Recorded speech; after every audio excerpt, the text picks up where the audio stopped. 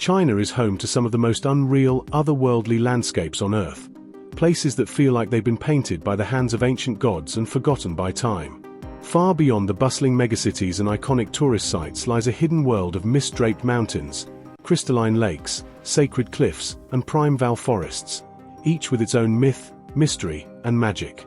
In this video, we take you on a journey through the most breathtaking and lesser-known places scattered across China's vast terrain. From snow-covered Tibetan peaks shrouded in clouds to tea-scented coastal highlands, from red rock ridges carved by time to ancient forests echoing with birdsong, this is not just a travelogue, it's an odyssey into the soul of a land where nature and spirituality have intertwined for millennia. So sit back, breathe deeply, and let the landscapes of China unfold before you, one unreal wonder at a time. But before we continue, subscribe to the channel and like the video. High above the clouds in western Yunnan, Mount Jizushan rises like a golden lotus from the earth, its sacred silhouette etched against a sea of mist and morning sunlight. Revered as one of the most significant Buddhist mountains in China, Mount Jizushan, literally translated as Cock's Foot Mountain due to its shape, has long stood as a spiritual beacon in Dali Prefecture, its slopes layered with ancient pilgrimage paths, crumbling stone staircases, and quiet monasteries where incense swirls in the alpine air. This mountain is not only a physical elevation but a spiritual ascent, climbing into realms where earthly burdens begin to loosen their grip and something otherworldly takes root. The mountain's sacred significance dates back to the Tang and Song dynasties, with some scholars even suggesting that its Buddhist prominence might have begun earlier through oral traditions of meditation and sacred geography. Pilgrims for centuries have climbed the long and winding trails to reach Huasho Gate and the summit, where the temple complex of Jinding, Golden Summit, rests amid clouds and prayer flags that ripple like colorful whispers in the wind. The view from the summit is a 360-degree panorama of the surrounding Dali Highlands, where rolling hills and verdant valleys stretch outward in all directions. But Jizushan's wonder isn't only visual, it is experiential. Here, visitors often describe feeling a palpable energy, a deep peace punctuated by the gentle chants of monks and the occasional gong resonating across the peaks. The mountain is home to dozens of temples, the most prominent of which are Jinding Temple, Zhuxing Temple, and Huasho Gate Temple. Each is built in traditional architecture with sweeping roofs, wooden balustrades, and dragon-adorned beams that seem to whisper the weight of centuries. Jinding Temple, situated near the peak at around 3,200 meters, houses towering golden Buddhas, their calm expressions inviting moments of inner stillness. In the early morning, this temple appears to float atop the clouds, the golden hues of the statues catching the light of the rising sun and casting long shadows over a sea of fog. Flora and fauna blanket the lower ridges, transforming Jizushan into a living garden that blooms across all seasons. Rhododendrons flare pink and violet in spring, while autumn brings golden-red maples that spill down the mountain like fire. Hidden within its forests are macaques, musk deer, and numerous bird species that thrive in this serene ecosystem. Jizushan also serves as a pilgrimage site during major Buddhist festivals, especially during the summer pilgrimage season when monks and laypeople alike ascend the mountain chanting, carrying offerings, and tracing a path taken by countless generations before them. Yet even with its spiritual legacy and deep natural beauty, Jizushan remains relatively unknown outside of China. Unlike the more frequently visited Amei or Wutai mountains, it maintains a quiet sanctity, largely preserved from mass tourism. Travelers who venture here are rewarded with a more personal, contemplative experience. The trails can be long and steep, some ascending more than 2,000 vertical meters, but they are dotted with resting spots, tea houses, and occasional shrines nestled into rock faces. It is not just a climb, it is a slow shedding of the noise of modernity, step by step. One of the most breathtaking experiences atop Mount Jizushan is witnessing the sea of clouds phenomenon. On certain mornings, after a rainy night or when humidity is high, vast billows of mist gather beneath the summit, rolling across the valleys and covering everything below in a white veil. Standing on the temple balconies, visitors often describe the feeling of being in another realm, suspended between heaven and earth. The clouds shift constantly, revealing distant peaks and emerald valleys for moments before swallowing them again, a silent dance of revelation and concealment. In addition to its religious importance, the mountain has become a destination for those interested in ecotourism and mindful travel. Efforts have been made in recent years to promote sustainable tourism, ensuring that visitors are encouraged to respect the mountain's sanctity and minimize their environmental impact. Trail preservation, temple restoration, and biodiversity protection programs are ongoing, supported by both the local ethnic community and broader conservation organizations. The nearby town of Binchuan serves as the launching point for most journeys to Jizushan. From there, buses or taxis wind up toward the base, but the final stretch is often tackled on foot. For those less inclined to hike, cable cars are available that ascend through thick forests and rise directly to the temples at higher altitudes. Still, most pilgrims and travelers choose to walk, to feel the rhythm of ascent beneath their feet, to breathe in the changing air, and to pause at the countless shrines along the way, each one a small moment of reflection on a path that is as much inward as it is upward. Mount Jizushan is not just a place to see, it is a place to feel. Every corner, from the mossy temple stones to the windswept ridges, is imbued with centuries of devotion, mystery, and quiet wonder. It is a place where time seems to stretch out, where the worries of the world dim beneath the chanting of monks, and where one's thoughts begin to slow in the presence of something vast and eternal. It is a mountain where the sky bends low enough to touch, where clouds drift like spirits, and where the sacred meets the surreal in a breathtaking, golden embrace. As the city of Changsha hums with modern life, its towers reaching skyward, its streets bustling with energy, Mount Yuelu rises gently on the western bank of the Xiong River, a timeless contrast to the urban dynamism it overlooks. Mount Yuelu, or Yuelishan, is not a towering peak nor a remote wilderness. Rather, it is a subtle, elegant mountain whose cultural, historical, and natural significance weaves seamlessly into the everyday lives of the people of Yunnan. A sanctuary in the heart of a provincial capital, Yuelu is where ancient philosophies meet maple-strewn paths, and where the echoes of scholarly debates still seem to linger in the rustle of the trees. What makes Yuelu truly unreal is not some surreal otherworldliness, but rather the extraordinary depth of its connection to China's intellectual and poetic heritage. The mountain is most famously home to the Yuelu Academy, a structure founded in 976 during the Song dynasty, one of the four most prestigious ancient academies in China. As visitors ascend the stone paths that wind through forests of pine, camphor, and maple, the academy reveals itself not only as a building but as a living symbol of Chinese civilization, where Confucianism, Taoism, and later Neo-Confucianism were studied and developed by some of China's most revered scholars.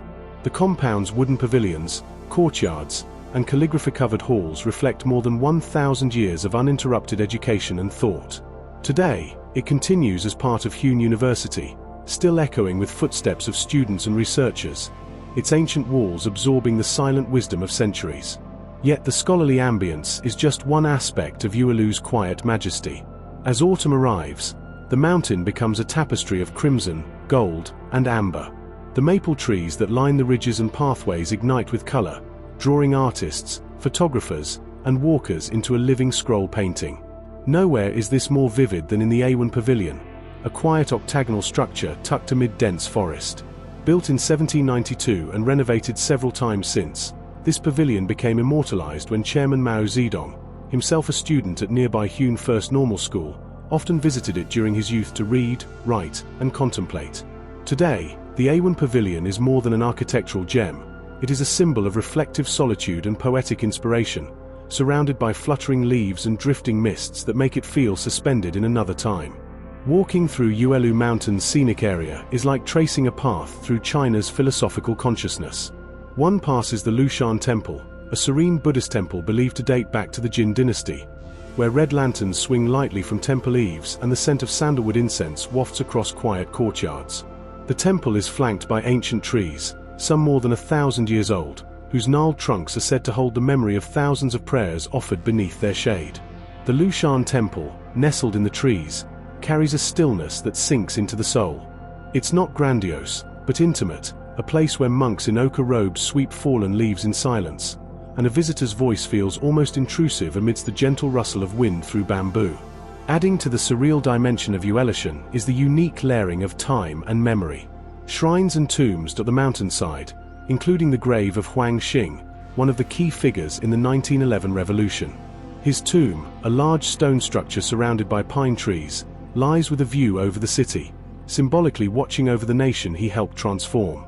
Just below it, the Xiong River winds southward like a silver ribbon, splitting Changsha into two halves, the reflection of high-rises dancing on its surface during the night, while the mountain stands motionless behind, ancient and wise. Yuelu also unfolds a secret life after dark. While many mountains fall silent at night, Yuelishan quietly glows. Lanterns flicker in the old temple windows. Students continue to stroll under the moonlight, and the city's ambient glow paints the leaves in silver and blue. For those who ascend during the late hours, the mountain offers a rare feeling, a shared solitude with history. The trees seem to bend lower, the air carries more weight, and one can imagine the poets of the Tang and Song dynasties writing verses beneath these same boughs, their words echoing faintly in the chirping of insects and the distant murmur of the river. What further adds to Yuelu's uniqueness is how it exists in perpetual balance. It is both a retreat and an extension of the city. It is both natural and cultivated. Its landscapes are meticulously maintained, yet retain an organic wildness that defies urban encroachment. Trails weave through thick woods, climb toward ridgelines where viewing platforms overlook the Changsha skyline, and descend into tranquil gullies where stone bridges cross quiet streams, their arches mirrored in the water beneath. One may stumble upon scholars sketching the twisted form of a pine tree, or an elderly man reciting poetry aloud to no one in particular. It is as if Yuelu Mountain has become a sanctuary not only for bodies but for minds that seek stillness in a world of noise. Perhaps most remarkable is the mountain's ability to inspire across generations.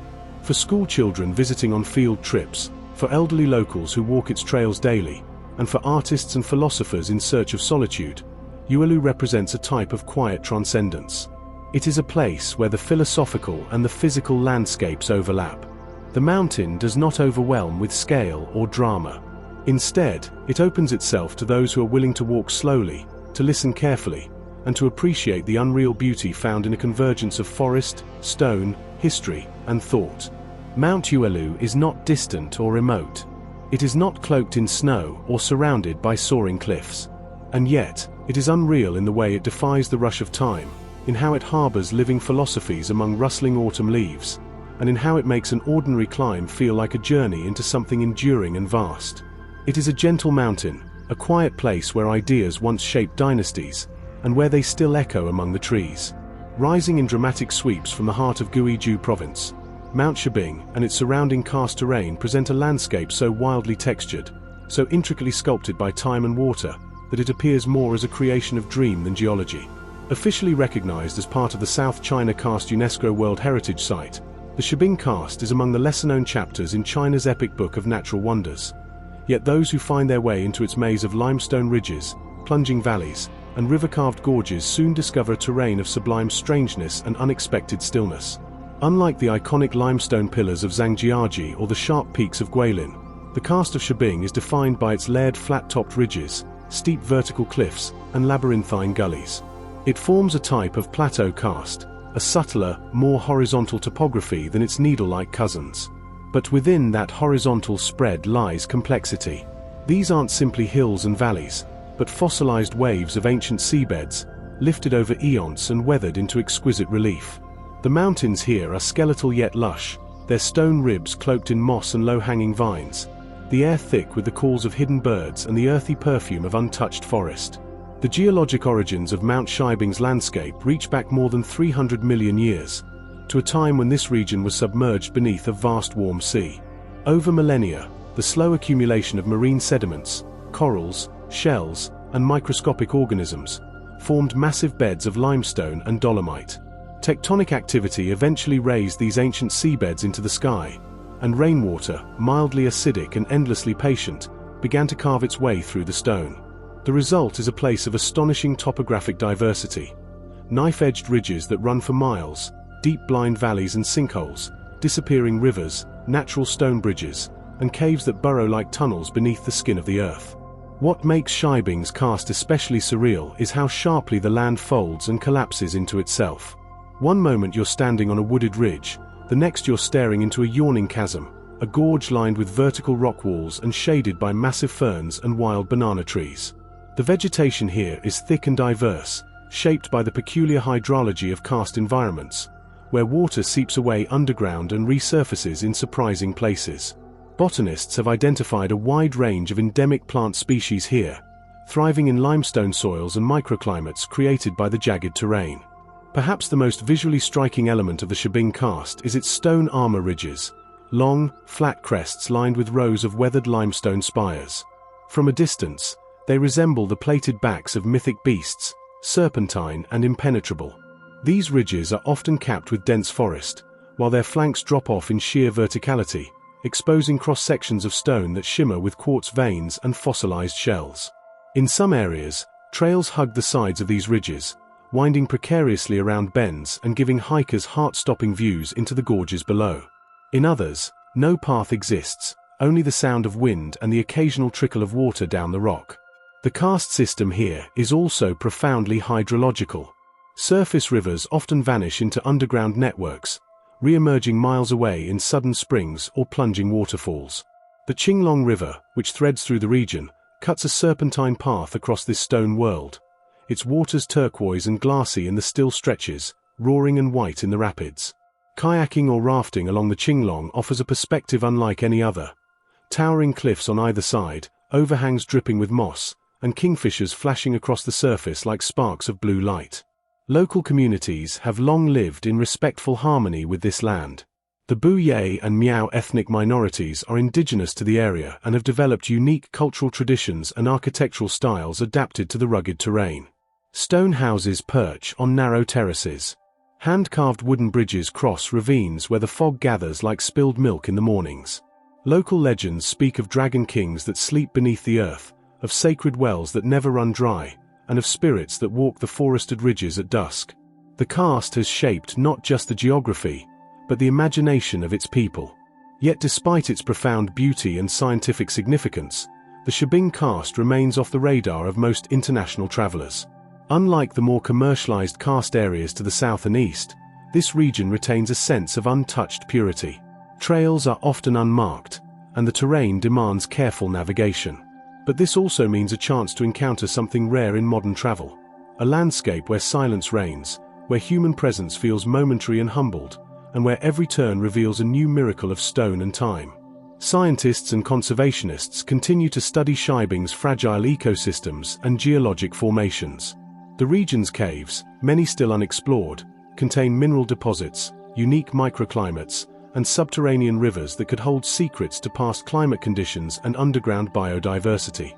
Some of the caves stretch for miles, lined with curtains of stalactites, echoing with the distant drip of water falling from one eon to the next. Others are hidden in folds of forest, accessible only after hours of hiking and climbing, protected not by gates or signs but by sheer remoteness. At sunset, the Shibing Karst becomes almost metaphysical.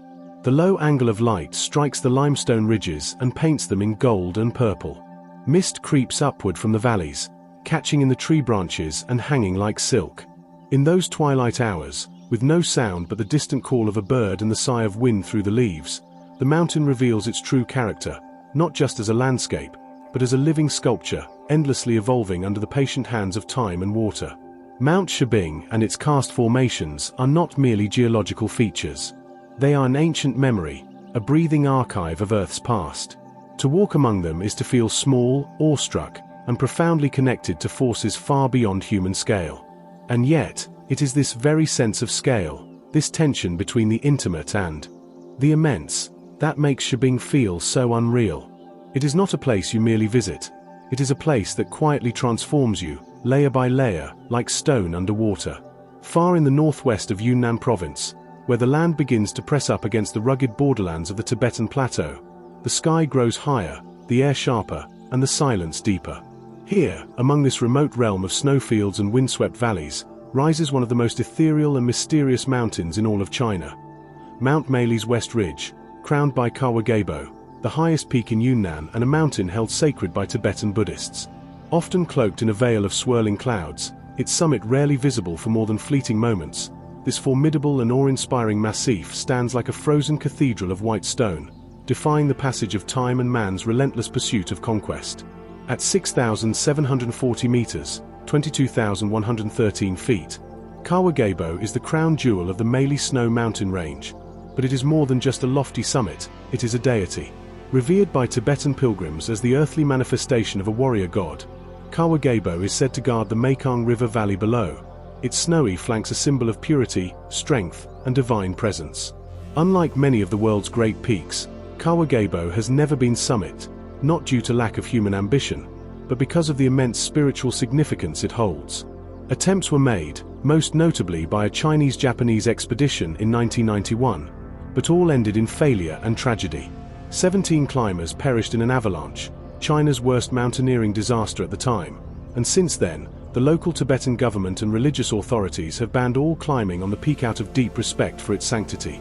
The Meili Range, with Kawagabo at its heart, extends along the northwest edge of Yunnan, where three great rivers, the Yangtze, the Mekong, and the Salween, carve parallel gorges through some of the most complex and diverse terrain on Earth. The west ridge of Mount Meili is perhaps the most breathtaking part of this icy throne, an arm of jagged pinnacles and knife-edged snow crests that stretches toward the heavens. Glaciers spill from its flanks like frozen rivers in slow motion, and in the early hours of morning, when the first light touches its summit, the snow glows with a pink-orange luminescence that seems to come from within. At lower elevations, the mountain's base is enveloped by dense alpine forests and rhododendron groves. These forests give way to windswept meadows and high-altitude shrublands, home to blue sheep, snow leopards, and golden eagles. The transition from forest to snowline feels abrupt, as if nature itself takes a deep breath before leaping into the realm of the sacred. Even the wind behaves differently here, rushing across ridges and valleys with a voice that seems to speak an ancient language. The spiritual magnetism of Kawagabo is most powerfully felt during the time of pilgrimage. Each year, thousands of Tibetan pilgrims undertake the grueling 240-kilometer Kora, sacred circumambulation, around the base of the Meili Massif, a journey that takes more than 2 weeks to complete and leads through mountain passes above 4,000 meters, across suspension bridges strung high above rivers, and along sheer cliff paths that cling to the mountainsides. They carry no climbing gear, no advanced equipment, only butter lamps, prayer flags, and faith. They chant mantras with every step, spin prayer wheels in silence, and tie pieces of colored cloth to trees and rock cairns. Every footfall, every breath, is a prayer offered to the mountain deity they believe resides in the glacier and summits. The starting point for most visitors is the small town of Jizushan, perched on a mountainside at 3,300 meters. From here, the mountain can be seen at a distance, sometimes, often, the entire massif remains hidden behind an impenetrable wall of cloud, as if testing the patience and worthiness of those who seek its vision. When it does appear, especially at dawn from viewing points like Meili Temple, it is an unforgettable sight. The clouds part like curtains in a celestial theater, revealing the snow-covered peaks bathed in gold, the sun's rays slicing through the high atmosphere and illuminating every icy ridge and crevice. It is a moment both earthly and divine, as if the mountain itself has chosen to reveal its face, briefly, to those below. Meili Temple, located just outside of Jizushan, is one of the most significant places to witness this spectacle. Perched on a cliff with a direct view of the western ridges of Mount Meili, the temple was founded over 300 years ago by wandering monks who believed the site to be blessed. Today, it remains an active place of worship, with rows of prayer wheels turned continuously by the hands of pilgrims and visitors alike. Incense burns in the courtyard as the first light breaks over the mountain, and monks in crimson robes chant beneath thankers that flutter in the cold wind. The western ridge of Meili is also home to glacier like Mingyong Glacier, which descends dramatically to just 2,700 meters above sea level, making it one of the lowest elevation glacier in China. Accessible by a trail that leads from the village of Mingyong, the glacier is revered not just for its size and proximity, but because it is believed to be the beard of the god Kawagabo. Locals believe that throwing trash or showing disrespect near the glacier can anger the deity and cause the glacier to recede. Whether one believes in the spirit or not, the message is clear: respect the mountain. It is not simply a resource, it is a living, breathing presence. Climate change has not spared Meili's frozen guardians. In recent years, the glacier have been receding at a noticeable pace. Scientists and environmentalists have come to study the area, trying to balance preservation with public access, but there remains a powerful force of local belief that insists the mountain be left alone, observed only with reverence and humility. This spiritual protection may very well be Meili's greatest defense against exploitation. As the day wears on and the sun climbs higher, Kawagabo and the West Ridge often retreat once again into cloud, vanishing without warning behind veils of mist. For those who witnessed it, the vision remains etched in memory. For those who did not, hope persists for another morning. There is something deeply humbling about a mountain that reveals itself only on its own terms. It is the very definition of sacred, a place that cannot be taken or conquered, only approached with respect and wonder. Mount Meili's West Ridge, with Kawagabo at its center, is not simply a mountain range. It is a sacred being, a living myth, and a glacial altar that rises above the clouds. To walk in its shadow is to feel the immensity of the earth and the smallness of the self. To see its summit is to glimpse the edge of something eternal. And to leave without seeing it is not a failure, but a reminder: some miracles do not bend to our timelines. They exist on their own, unreal, unreachable, and forever revered. In the far reaches of Inner Mongolia, where the Mongolian plateau begins to blend with the tail-end ridges of northern China's uplands, Mount Darqin rises like a forgotten sentinel between worlds, part forest, part steppe, entirely untamed. Often overshadowed by the more famous grasslands or desert expanses of the region, Mount Darqin, or Dakinshan, quietly defies categorization. It is not just a mountain, it is a realm of transition, a place where ecosystems collide and interweave, creating sweeping vistas, wind-carved ridgelines, and an eerie, ancient stillness that feels both raw and profound. Dakinshan belongs to a lesser-known range that snakes through the central part of Inner Mongolia, brushing the borders of Hohhot and stretching westward into the Ordos Loop. Here, the geography becomes textured, hills roll into ridges, and valleys deepen with sudden wildness. The elevation is not extreme. Most peaks range from 1,500 to 2,000 meters, but the feeling of remoteness is. There are no grand temples atop its ridges, no cable cars or ticket gates. Instead, Mount Darqin is a wilderness unshaped by spectacle, a place where wind, stone, and sky remain in quiet dialogue, uninterrupted for centuries. The most remarkable feature of Dakinshan is its ecological duality. Straddling a delicate line between dense forest and open meadowland, the mountain acts as a living boundary between two biomes. On one slope, dark coniferous trees rise in stately order, Korean pines, spruce, and larch, casting long shadows across forest floors thick with moss and decaying pine needles. On the other slope, the land opens into vast, sunlit meadows speckled with wildflowers in summer and coated in frost come autumn. These meadows undulate like a sea of green and gold, broken only by erratic boulders and the winding trails of wildlife. The forest meadow transition zone is a haven for biodiversity. It shelters animals that seldom coexist elsewhere. Red deer roam the edge of the pines, while marmots dig deep burrows beneath the grasslands. Owls perch silently in the forest canopy, and raptors soar above the meadows, scanning the horizon for movement. Herds of wild sheep have been spotted navigating the more jagged ridges, their hooves sure-footed on the steep stone. The air here is rich with the scent of pine resin and wild herbs, wormwood, thyme, and flowering asters. Walking in Mount Darqin is not like ascending a famous peak. It's more akin to wandering through a shifting, living painting. Trails are often overgrown, marked more by the memory of footsteps than by signage. On a clear day, the views from the upper ridges are staggering. To the north, the vast Inner Mongolian plains stretch to infinity, golden under the sun and rippling like an ocean of dry grass. To the south, the hills fold inward, revealing forested gulches and hidden glades touched only by light and birdsong. The horizon is immense. The sky above Mount Darqin appears closer, sharper, wider, a dome of endless motion where clouds drift like ancient spirits. In spring and early summer, the meadows burst into bloom. This brief window of color transforms the mountain into a high-altitude garden. Buttercups, wild peonies, saxifrages, and edelweiss thrive on the mountain slopes.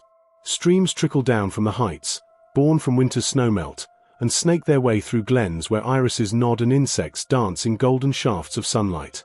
It is in these months that Darqin reveals its softer face, its quiet invitation to wander and listen. But come autumn, a different mood settles over the mountain. The forests turn to copper and crimson, their colors bleeding down the slopes like fire. The wind grows keener, the skies deepen to a harder blue, and the silence thickens. Fewer animals stir. Fewer birds sing.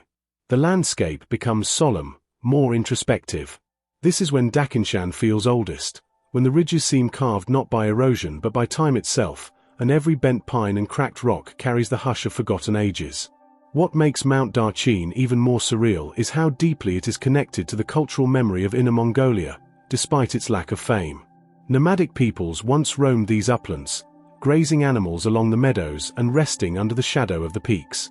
Though permanent settlements never dotted its slopes in great number, the mountain has long held a quiet, spiritual significance. Local folklore speaks of wind spirits that guard the ridgelines and forest glades. Older herders, now few in number, still speak of places deep in the woods where one should not whistle, for fear of disturbing the mountain's dreaming ancestors.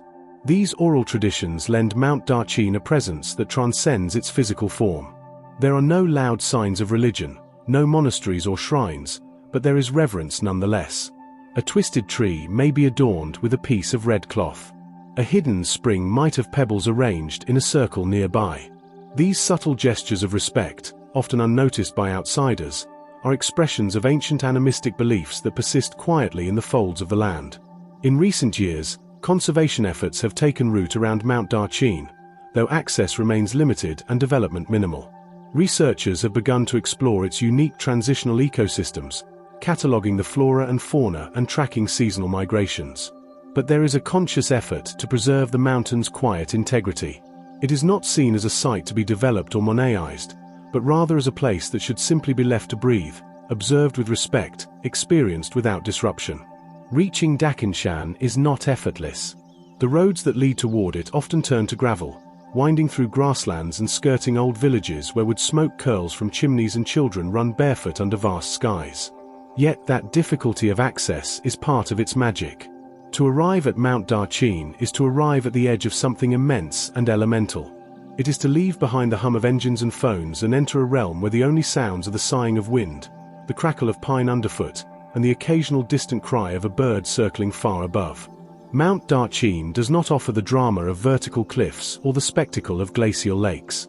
What it offers instead is rare and profound, a space between worlds, where forest becomes meadow, where sky meets earth in infinite silence, and where time slows to the pace of wind and weather. It is a place unreal not in its violence or grandeur, but in its calm refusal to be anything but what it is, a mountain of solitude, dignity, and quiet depth, standing alone on the high horizon of the soul. On the eastern edge of Shandong province, where the land gradually lowers into the endless swells of the Yellow Sea, Mount Chashan rises not with immense height, but with an ancient authority, its rocky shoulders bracing against ocean wind and time itself. Unlike many of China's mountainous marvels buried deep in the interior, Mount Chashan is an edge place, a convergence of sea and stone, myth and mist. Here, jagged granite outcrops burst upward from green slopes, etched with centuries of inscriptions and crowned by Taoist temples that seem to float above the breaking waves below. The wind here is constant, the light forever shifting, and the mountain itself feels suspended between the temporal and the eternal.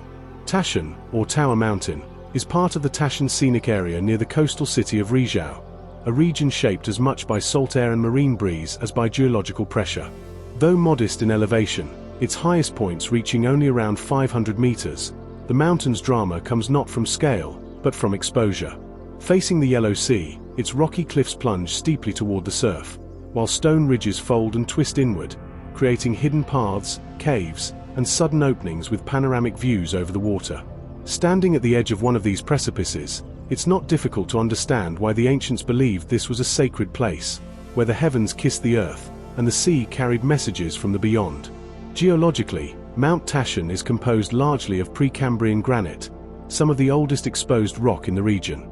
Over thousands of years, wind, rain, and coastal erosion have shaped the stone into irregular forms, some like weathered guardians, others like abstract sculptures, often linking them to tales of wandering sages, transformed spirits, or celestial beings who once walked these slopes. One of the defining features of Chashan is its enduring connection to Taoism. Scattered across the ridges and tucked into crags are several ancient shrines and temples, most notably the Chashan Taoist Temple, whose origins trace back to the Han Dynasty. While the structures have been rebuilt and expanded over the centuries, they remain humble in form: wooden pavilions with red columns, glazed tile roofs, and stone courtyards where incense spirals into the salty air. These are not grand ceremonial centers but intimate places of reflection, built not to awe the eye but to calm the soul. A lone Taoist priest might be seen sweeping the temple steps at dawn, or meditating beside a shrine as gulls wheel and cry above the cliffs. The mountain's spiritual aura is further deepened by the inscriptions carved into its rocks, some mere decades old, others weathered nearly smooth by the centuries. These are poems, prayers, dedications to the immortals, and lines of philosophy etched into the granite as offerings. One famous inscription near a wind-exposed terrace reads, "Facing the sea, the mind becomes still." Another, attributed to a Ming-era wanderer, declares, "Here begins the land of clouds and end of thought." These carvings, often framed by moss or worn down by centuries of salt and rain, give the impression that the mountain itself is speaking softly through the veil of time. From the higher vantage points of Mount Chashan, the view is staggering in its breadth and serenity. To the east, the yellow sea stretches toward the horizon, its color shifting with the light, from muddy gold to steel blue to a rare jade green when the tides shift and the skies clear. Fishing boats move across the water like small insects, leaving long wakes behind them. To the west, the land rolls into green hills and farmland, punctuated by winding rivers and small villages with red-tiled roofs. And all around the mountain, forest trails snake through groves of pine and cypress, their trunks leaning inland from years of wind pressure, their needles whispering ancient songs when stirred by the breeze. Spring and autumn are particularly surreal times on Chashan. In spring, the mountain bursts into bloom, cherry blossoms and wild azaleas turning the rocky ridges into a painter's palette, while mist rises in the early mornings, wrapping the temples in a soft, otherworldly gauze. In autumn, the sea breeze sharpens and the vegetation turns to gold and rust. It is in these months that the contrast between land and sea becomes most dramatic, and that the quiet presence of the Taoist structures seems most profound, weathered buildings clinging to windblown rock, watching the seasons pass like drifting clouds. Despite its quiet beauty, Mount Chashan remains relatively unknown outside of regional travel circles. Unlike Mount Tai to the north or Laoshan further east, Chashan has not become overrun with tourism. This leaves its trails largely unspoiled, its sacred spaces still filled with silence rather than chatter. Local efforts have preserved much of its ecology, and development has been limited to sustainable pathways, minimal signage, and the preservation of traditional architectural styles. There are no luxury hotels at its base, no cable cars winding to its summit, only winding stone steps, carved paths, and the patient rhythm of footfalls. For those seeking an experience of or without fanfare, Mount Chashan offers something quietly profound. It is a place to listen, to wind, to waves, to the faint echo of chants from a temple long hidden behind trees. It is a place where solitude becomes sacred, where natural beauty and spiritual tradition merge into a seamless experience of the unreal. You do not conquer Mount Chashan. You visit it as one might visit an old friend or a wise teacher, humbly, attentively, and without expectation. In the end, it is this very restraint, this refusal to perform for its visitors, that makes Mount Chashan so compelling. It reveals its beauty not all at once, but in glimpses, the flash of a crane rising from the forest, the sudden view of sea meeting sky beyond a temple gate, the feel of wind pulling through a mountain pass like an invisible tide. It is a landscape that requires slowness, silence, and a readiness to be changed by stillness. Mount Chashan is not famous, but it is unforgettable. It belongs to those rare places on earth where the veil between the natural and the spiritual feels impossibly thin, where every gust of sea wind seems to carry the breath of immortals, and where the unreal is hidden in plain sight, on a cliff, in a cave, in the silence between waves. Tucked away in the humid hinterlands between the Pearl River Delta and the foothills of central Guangdong, Mount Nankun, also known as Nankun, unfurls like a verdant tapestry, breathing with the rhythm of ancient forests and rain-fed life. In contrast to the granite austerity of northern China's sacred peaks or the icy summits of Tibet's skyward spires, Nankun is a place of lush abundance. It is not a mountain of grandeur and spectacle but of intimacy and immersion, where every step on the moss-dampened trail reveals layers of life, seen, heard, and felt. This is a realm where rain doesn't just fall but nourishes, where mist doesn't obscure but enhances, giving the mountain its dreamlike, almost enchanted quality. Rising to a modest height of around 1,210 meters at its main peak, Nankun is not defined by vertical might, but by its ecosystemic complexity. What sets this mountain apart is its thick subtropical rainforest, the largest and most biologically diverse in southern China outside of national parks. The entire mountain is draped in green across the seasons, its slopes cloaked in a continuous quilt of broad-leaved evergreen trees, fern undergrowth, and vine-choked branches. Humidity hangs in the air like a second skin, thick with the scent of damp earth, flowering herbs, and the faint tang of leaf resin. This biological richness has earned Mount Nankun designations as a provincial-level nature reserve and a crucial conservation zone for flora and fauna. It is often called the Green Pearl of Guangdong not just for its beauty, but for the life it harbors. Over 2,000 species of higher plants have been documented here, including rare orchids, ancient cycads, and towering camphor trees whose trunks ripple with bark like weathered stone. The canopy overhead shimmers with constant movement. Sunbirds, leaf warblers, and tree frogs create a cacophony that shifts with every change in light and temperature. There are stories of sightings of leopard cats, Chinese pangolins, and even golden-headed langurs deeper in the reserves.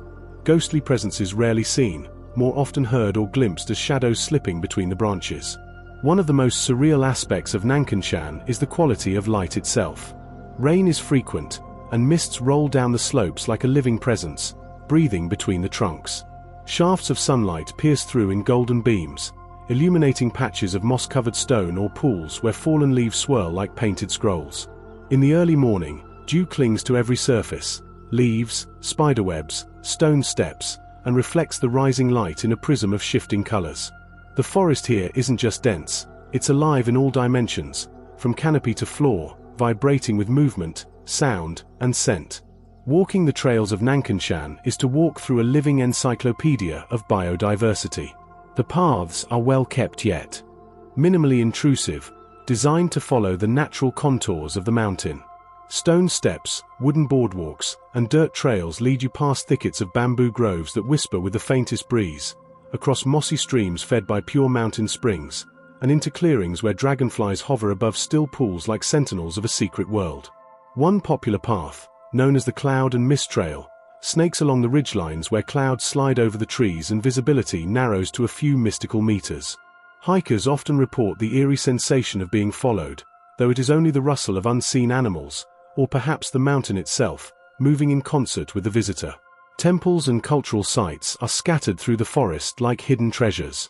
These are not monumental palaces, but quiet Taoist sanctuaries and meditation huts that seem more grown from the earth than built atop it. The Nankun Temple, nestled deep within a forest basin, is one such place. Its tiled roof is partially obscured by overhanging branches, its bell tower silent except during early morning ceremonies. Here, monks live in accord with the land, cultivating tea and herbs from the mountain slopes and practicing quiet rituals that merge seamlessly with the rhythm of rain and sun. Visitors often speak of a feeling of timelessness here, a sense that this temple has been watching the forest grow for centuries, indifferent to the outside world's frantic pace. But Mount Nankun is not only sacred to monks and scholars, it has long been a sanctuary for the region's people. Local Hakka communities live in the surrounding foothills, maintaining traditional architecture, cuisine, and customs. Many believe the mountain holds healing power, and the herbal lore of the region is rich with references to specific plants found only within Nankun reach. Old trails, once used for medicinal foraging or pilgrimage, now serve hikers seeking peace or renewal in the mountain's embrace. There is also water, everywhere. Nankun is a wellspring of mountain streams, springs, and hidden waterfalls. One of the most popular and dreamlike spots is the Jolone Waterfall, or Nine Dragon Falls, a cascading series of flows that descend through a gorge, hidden beneath a curtain of trees and hanging vines. The water is startlingly clear, even after rains, and the pools below the falls glimmer with fish and dancing light. Standing here in the cool spray, surrounded by hanging roots and the constant patter of dripping forest, it is easy to feel transported, not just away from the modern world, but into a world that never really needed it. In summer, the rainforest reaches its peak saturation. Everything breathes. Everything drips. Frogs call from unseen hollows, birds flit through layers of leaves, and the wind seems to pull scent and sound upward in great columns of rising heat and moisture. In winter, while much of northern China lies dormant under frost, Nankun remains green, fog-wrapped, and warm with life. The mood is quieter, more introspective, and the trails feel more solitary, perfect for those seeking stillness rather than spectacle. Unlike some other scenic areas in southern China that have been over-commercialized, Mount Nankun has resisted the full transformation into a tourist carnival. Yes, there are inns and eco-lodges in the foothills, and certain trails have signage, but much of the mountain remains pristine and lightly trodden. For photographers, biologists, nature lovers, and spiritual seekers, it offers an almost mythic appeal, the rare union of ecological richness, cultural continuity, and elemental beauty. To climb Mount Nankun is not to conquer a summit, but to surrender to a rhythm. It is a place where nature is not curated but wild, not decorative but sovereign. Here, everything grows toward the light, and everything returns to soil. The mountain. Whispers of cycles, of secrets in the rain, and of a world that existed long before names and will continue long after memory fades. It is, quite simply, unreal not because it defies nature, but because it embodies it so fully, so richly, and so reverently. Veiled in mist and legend, Mount Gunyujiang, also known as Gunyu Mountain, sits at the boundary between Anhui and Jiangxi provinces like an ancient guardian of time, draped in a cloak of cloud-soaked forest and gnarled stone. Unlike the better-known peaks of eastern China such as Huangshan or Jizushan, which attract legions of tourists and have become synonymous with iconic imagery, Gunyujiang remains stubbornly untouched, hidden, almost forgotten, and fiercely wild. It is here, in this remote massif, that one finds some of the last remnants of primeval forest in eastern China. Every tree, boulder, and pathway seems to whisper of a world that existed long before roads, rails, or cities rose from the plains below. The mountain's name, Gunyujiang, roughly translates to Ancient Ox Mountain, an allusion to its weathered, rounded peaks that resemble the backs of grazing cattle when seen from a distance. But the metaphor is more than visual. This is a mountain that moves at its own ancient pace, slow, deliberate, cyclical. It is a mountain where time doesn't seem to pass, but rather gathers and deepens, sedimenting in layers of moss, bark, and stone. Towering to a modest elevation of around 1,400 meters at its highest point, Gunyujiang may not compete with the dizzying heights of the Tibetan Plateau or the jagged spires of Sichuan's Amei. But what it lacks in altitude it compensates with sheer ecological richness.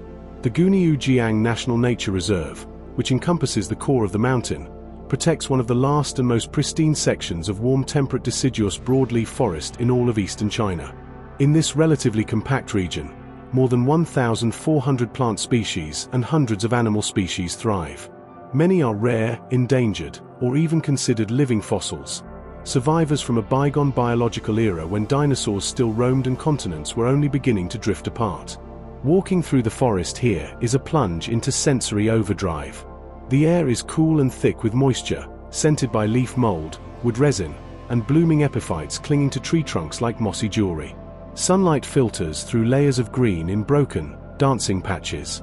The underbrush rustles with unseen life, golden pheasants darting into shadow, muntjacs picking their way through ferns, or even Asiatic black bears silently navigating the deeper slopes. Birdsong is constant, a natural symphony that echoes among towering beeches, elms, and camphor trees that have stood for centuries. One of the most magical aspects of Gunyujiang is the interplay between its geology and vegetation. Ancient granite and sandstone ridges have been sculpted by millennia of wind and rain into fantastical shapes: smooth domes, jagged ridges, narrow gullies. These stone formations, many of which are cloaked in velvety moss and entwined with tree roots, are often partially obscured by swirling mist, creating an atmosphere straight out of a Chinese ink painting. In fact, it's not uncommon to hike for an hour and never see more than a few meters ahead, so dense is the mountain fog in early mornings and after rain. It gives the landscape a secretive, introspective feel, as if the forest is withholding its full beauty until it knows you're listening. Trails through Gunyujiang are few and purposefully underdeveloped, in keeping with the reserve's philosophy of low-impact, conservation-first tourism. Stone steps cut into the mountain centuries ago by traveling monks or villagers still serve as the main thoroughfares. These ancient paths are slick with moss and lichen, and in some places, the forest has reclaimed them entirely, requiring hikers to navigate with care and reverence. There is little signage, few amenities, and no artificial lighting, only the crunch of leaves underfoot, the sound of dripping water, and the distant call of mountain thrushes. Culturally, Gunyujiang is wrapped in quiet mysticism. Though not a major religious site in the traditional sense, it has long served as a retreat for Taoist practitioners, hermits, and healers seeking solitude and communion with the rhythms of nature. Scattered along the slopes are tiny shrines, many half-swallowed by foliage or stone, where incense is still occasionally lit and prayers offered to mountain spirits. Locals from surrounding villages often bring offerings of tea, rice, or herbs to these humble altars. believing that the mountain's ancient forest harbors not only medicinal plants but also wisdom, patience, and protection. One local legend tells of a white deer that appears during heavy mists, guiding lost travelers to safety. Another speaks of a tree that weeps during certain seasons, not from rainfall, but from some sorrow carried within its sap. These stories aren't part of official folklore or recorded texts but are passed orally from elders to children, folded into the rhythms of rural life that still persist in the valleys surrounding Guangdong. Seasonal change here is profound. In spring, the forest floor erupts with wildflowers, rare orchids, trilliums, and brilliant red rhododendrons. Streams run swift and clear with melted snow from the peaks. In summer, the canopy thickens, transforming the mountain into a realm of shadows and green light, where waterfalls tumble through grottos hidden behind curtains of ivy.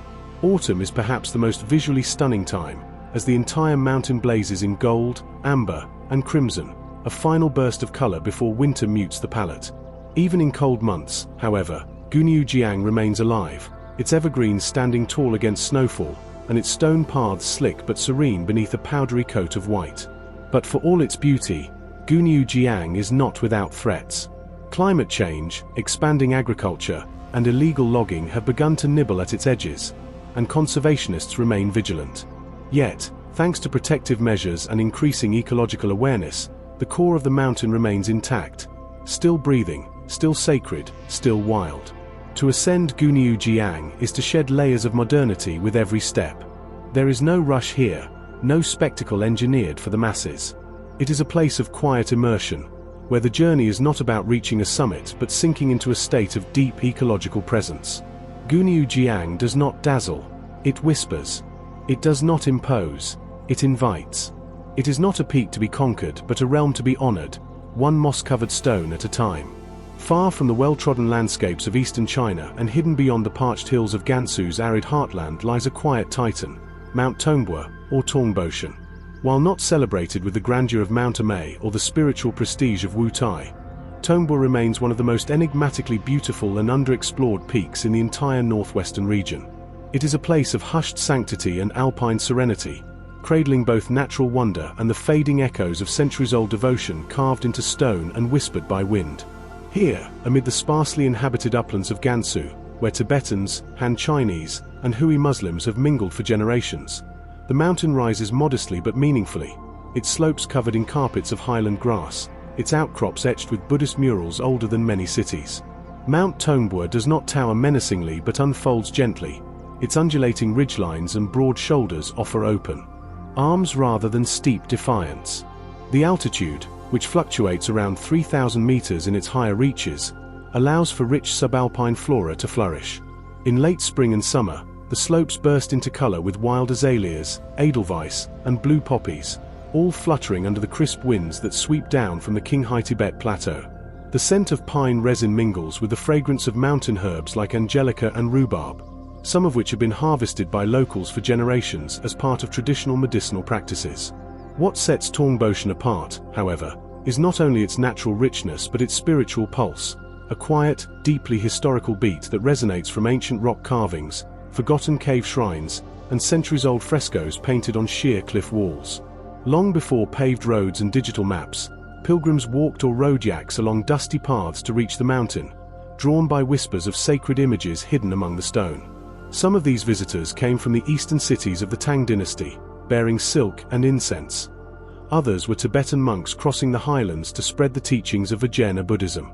Over time, the mountain became a confluence of belief systems, a sacred borderland where Han Buddhism, Tibetan Buddhism, and local animist traditions all left their mark.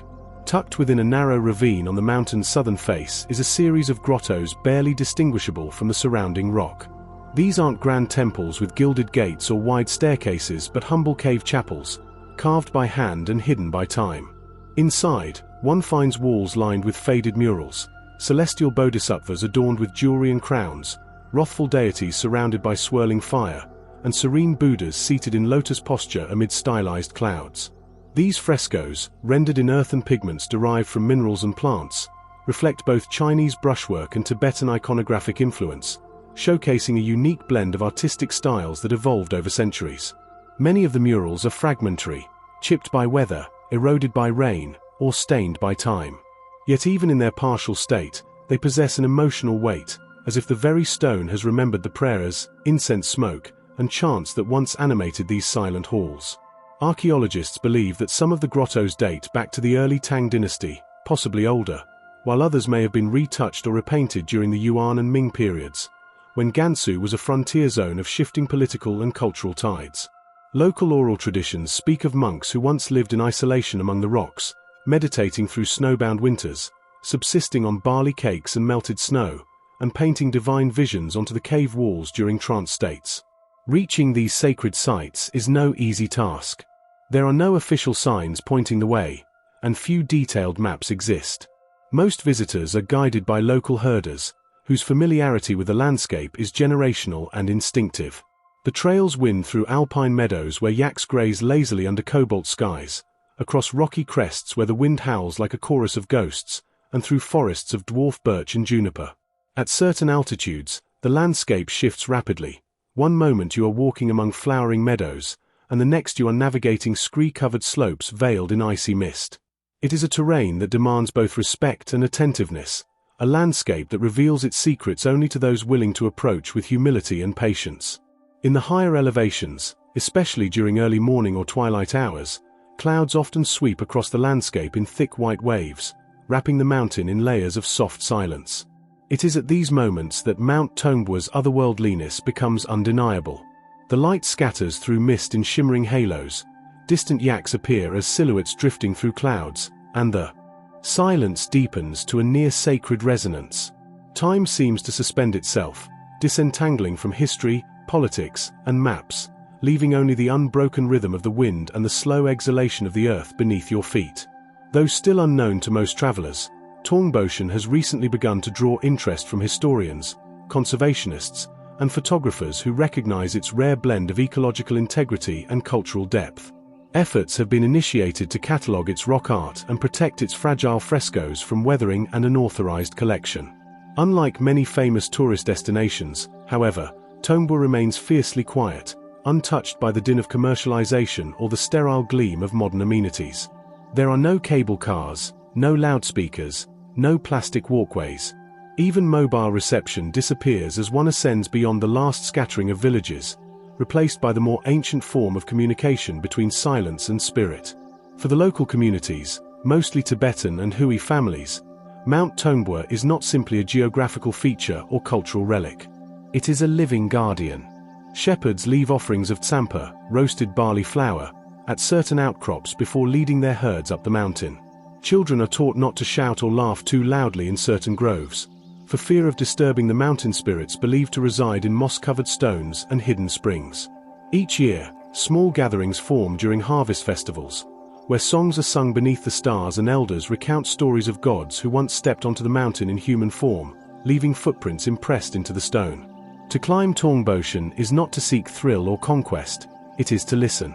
To feel the vibration of centuries stored in sediment and pigment. To brush against the divine not through spectacle, but through the quiet endurance of hidden beauty.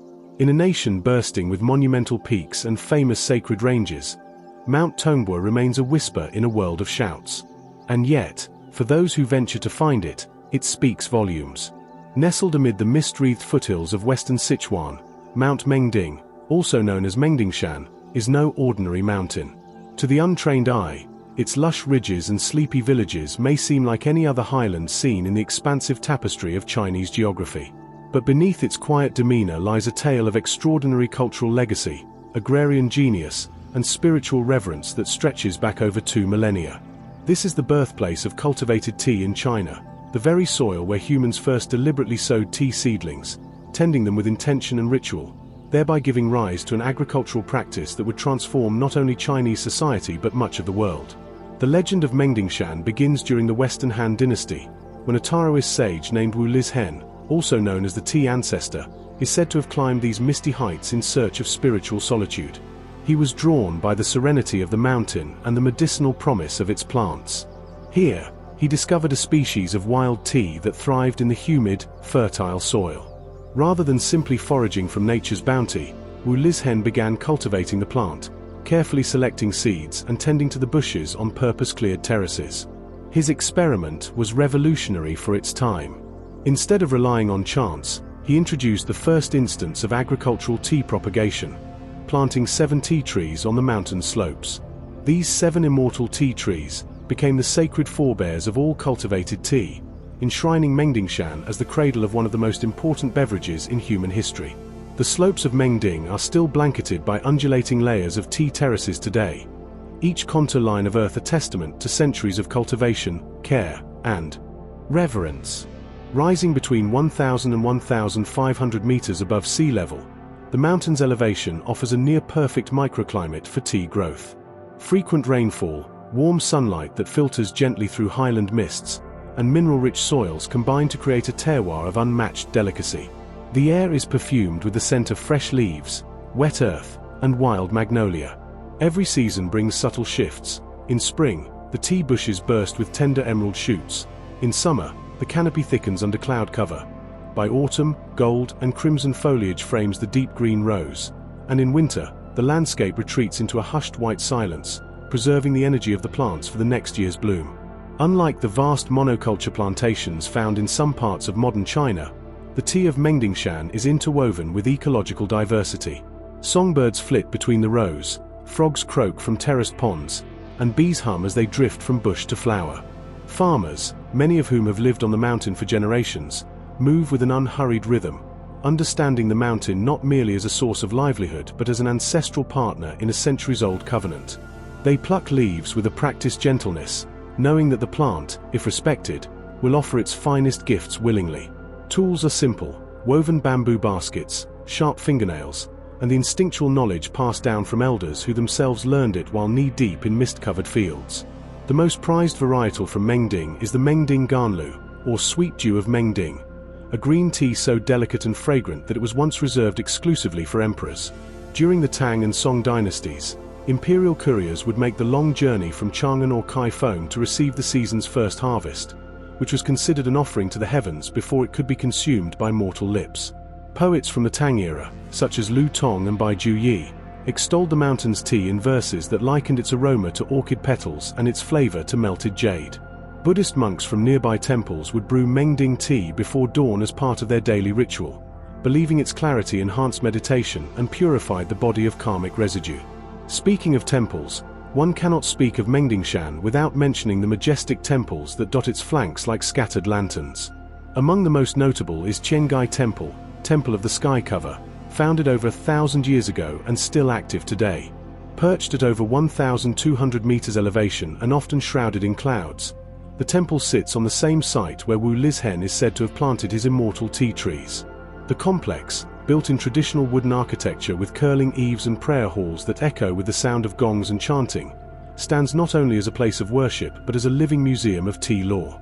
Monks here still grow and process tea using ancient methods, hand-rolling the leaves over heated pans, drying them under gauze screens, and storing them in carved cedar boxes to maintain their delicate fragrance. Visitors who make the climb and sip a bowl of Mengding tea brewed from water drawn from a sacred spring often describe the experience not as a drink, but as a spiritual encounter, a communion with history and the mountain itself. While Mengdingshan may not be as globally recognized as the Yellow Mountains or as mystic as Wudangshan, it holds a singular place in the tapestry of Chinese civilization. Here, agriculture and spirituality are not separate domains, they intertwine. The act of planting tea is not just economic but philosophical. It is a gesture of harmony with nature, of patience, of balance. Modern tea experts and botanists often return to this mountain to study the genetic purity of its heirloom cultivars, hoping to understand why its teas possess such subtle complexity and resilience. Meanwhile, cultural historians document oral histories and ancestral harvesting songs before they vanish into the shifting winds of modernization. Today, a narrow but well-maintained road winds its way up the mountain, allowing eco-tourists and tea pilgrims alike to reach its upper hamlets. Small tea houses built of mud brick and wood line the terraces, offering cups brewed directly from that morning's harvest. Guests may sit on bamboo stools and watch the clouds swirl below them, sipping slowly while listening to local elders recount tales of Wu Lizhen's quiet enlightenment or the old emperor's messengers who once galloped up these same slopes bearing scrolls and offerings. Yet for all its accessibility, Mengdingshan has somehow retained its grace. The mountain remains generous, but not boastful. It shares its treasures with those who seek them sincerely, with patience, reverence, and a willingness to move at the mountain's pace.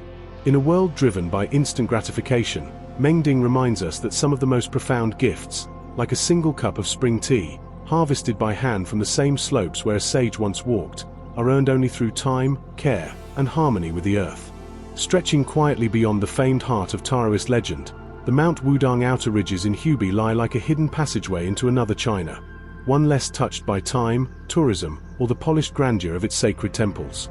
While the central peaks of the Wudang Mountains have become iconic, immortalized in calligraphy, kung fu cinema, and the philosophies of Laozi and Zhong Sanfeng, the outer ridges form an overlooked crown, a serene and untamed expanse where the forest returns to dominance and the rhythms of the land whisper the older truths of Taoist cosmology. Here, along winding trails cloaked in mist and silence, one finds not the well-trod footsteps of pilgrims but the paw prints of wild boar, the rustle of unseen birds, and the quiet heartbeat of a mountain that has never stopped breathing.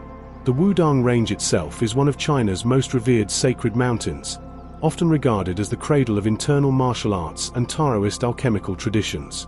Its core temples, like the Golden Hall atop Qianzhou Peak or the majestic Nanyang Temple, draw thousands of visitors annually. But far from the ceremonial steps and well-lit paths of the central zone, the outer ridges stretch like fingers in all directions, weaving through Hubei's thickly forested hills, deep river valleys, and soaring limestone crags. It is within these ridges that nature reasserts its mystery. Moss covers ancient stone paths, gnarled pine trees lean into the wind, and the soundscape is more cicada and stream than chant and bell. Hiking through these outer reaches is unlike any other trek in central China. The air feels denser with moisture, the forest canopy above filters light in swaying green waves, and the terrain itself seems to shift in character with every ridge crossed. Some slopes descend into bamboo groves that sway with the slightest wind, while others rise steeply into high-altitude plateaus covered with wild medicinal herbs once gathered by reclusive Taoist practitioners. These herbs, lingzhi mushroom, angelica root, codonopsis, and wild ginseng, have been harvested for centuries in harmony with the belief that nature must not be stripped of her gifts without acknowledgement and balance. It is in these less visited ridges that the legacy of Taoist hermits lingers most vividly. Throughout the Song and Yuan dynasties, the Wudang Mountains became a sanctuary not just for institutional religion, but for solitude-seeking adepts who shunned courtly life and worldly affairs in favor of mountain austerity. Rather than reside in the main temples, many chose the outer ridges for their seclusion, constructing tiny cliffside huts or meditative platforms from local stone and timber. Few of these structures remain today. Most have been swallowed by the forest, dismantled by time, or integrated back into the soil. But their presence is still felt, like echoes on the wind. Travelers occasionally stumble upon a carved mantra hidden beneath layers of ivy, or a flat rock worn smooth by decades of seated meditation. The flora and fauna of these ridges are remarkably diverse due to the mountain's subtropical to temperate transition zone. One might begin a morning walk among sweet osman thus and end it surrounded by highland firs and red maples. The seasons bring their own magic. In spring, white magnolia and purple wisteria bloom along streambeds, scenting the air with floral sweetness. Summer cloaks the valleys in a deep, cooling green, and waterfalls plunge through canyons carved by millennia of rain. Autumn, perhaps the most breathtaking season here, transforms the ridges into tapestries of gold, scarlet, and amber, while the crisp wind stirs the mountain's memory. Winter, on the other hand, brings a hush. Snow dusts the higher elevations, and icicles cling to rock faces where hidden springs drip steadily even in the coldest hours. Few formal maps exist for the trails in the outer Wudang Range, and those that do often prove unreliable. This is part of the mountain's enduring mystique. Local guides, usually elderly villagers or former monks, offer oral maps instead, recounting routes as stories, noting landmarks not by name but by symbol, the stone that looks like a sleeping tiger, the twin pines that lean toward the setting sun, or the spring that sings before dawn. These guides are often the only bridge between the modern seeker and the old Wudang, a world where time folds and refolds in Taoist rhythm. Wildlife sightings are common. Golden pheasants flash through the underbrush like living fire. Barking deer call out in the distance, their haunting cries carrying across ravines. On rare and reverent days, one might catch a glimpse of a serow, an elusive goat antelope native to China's highlands, climbing a near vertical slope with surreal ease.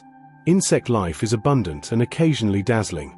Dragonflies shimmer with metallic green, and iridescent beetles trace glowing lines through the undergrowth. Unlike the central Wudang peaks, where architectural splendor and structured rites define the experience, the outer ridges are profoundly experimental, defined by a kind of sensory and spiritual absorption. One does not so much visit these ridges as yield to them. The journey is not chronological or goal-oriented. It is circular and intuitive. A traveler might spend hours walking without a fixed destination, letting the mountain decide when and where to reveal a waterfall, a hidden shrine, or a view so vast it feels like the end of the world. Even seasoned hikers find themselves quietly changed after a few days in these parts, slowed down, recentered, perhaps even a little more in tune with the Tao itself. One particularly compelling trail begins in the remote village of Sankingshi and weaves its way upward to the far western rim of the range.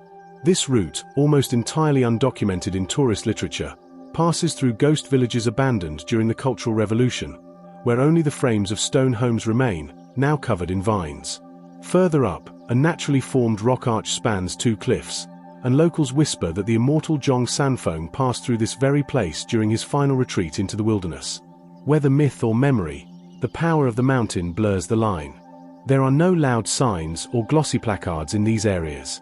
Conservation efforts here are discreet but ongoing, as local Taoist communities and nature bureaus aim to preserve both the biodiversity and the sacredness of these outer lands.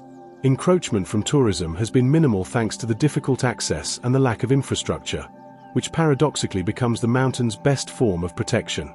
The few who do arrive, artists, mystics, scholars, hikers, often describe a feeling of having found something not merely beautiful, but essential. The Mount Wudang outer ridges remind us of the forgotten spaces in sacred geography, the edges, the shadows, the margins that often hold the most honest reflections. They embody the Taoist principle of Wu Wei, or effortless action, where nature moves not with force but with quiet inevitability. They are not the spectacle, but the soul, not the temple, but the breath before prayer.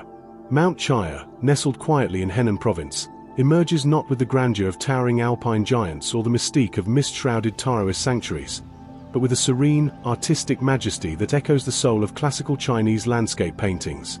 Rising like brushstrokes on an ancient scroll, its granite peaks, rounded, jagged, layered with lichens and age, stand as monuments of timeless beauty, inviting contemplation rather than conquest. Chashan, as it is locally known, is a mountain of metaphor. Its stone contours evoke the ink washes of literati art, while its poetic inscriptions whisper the echoes of dynasties past.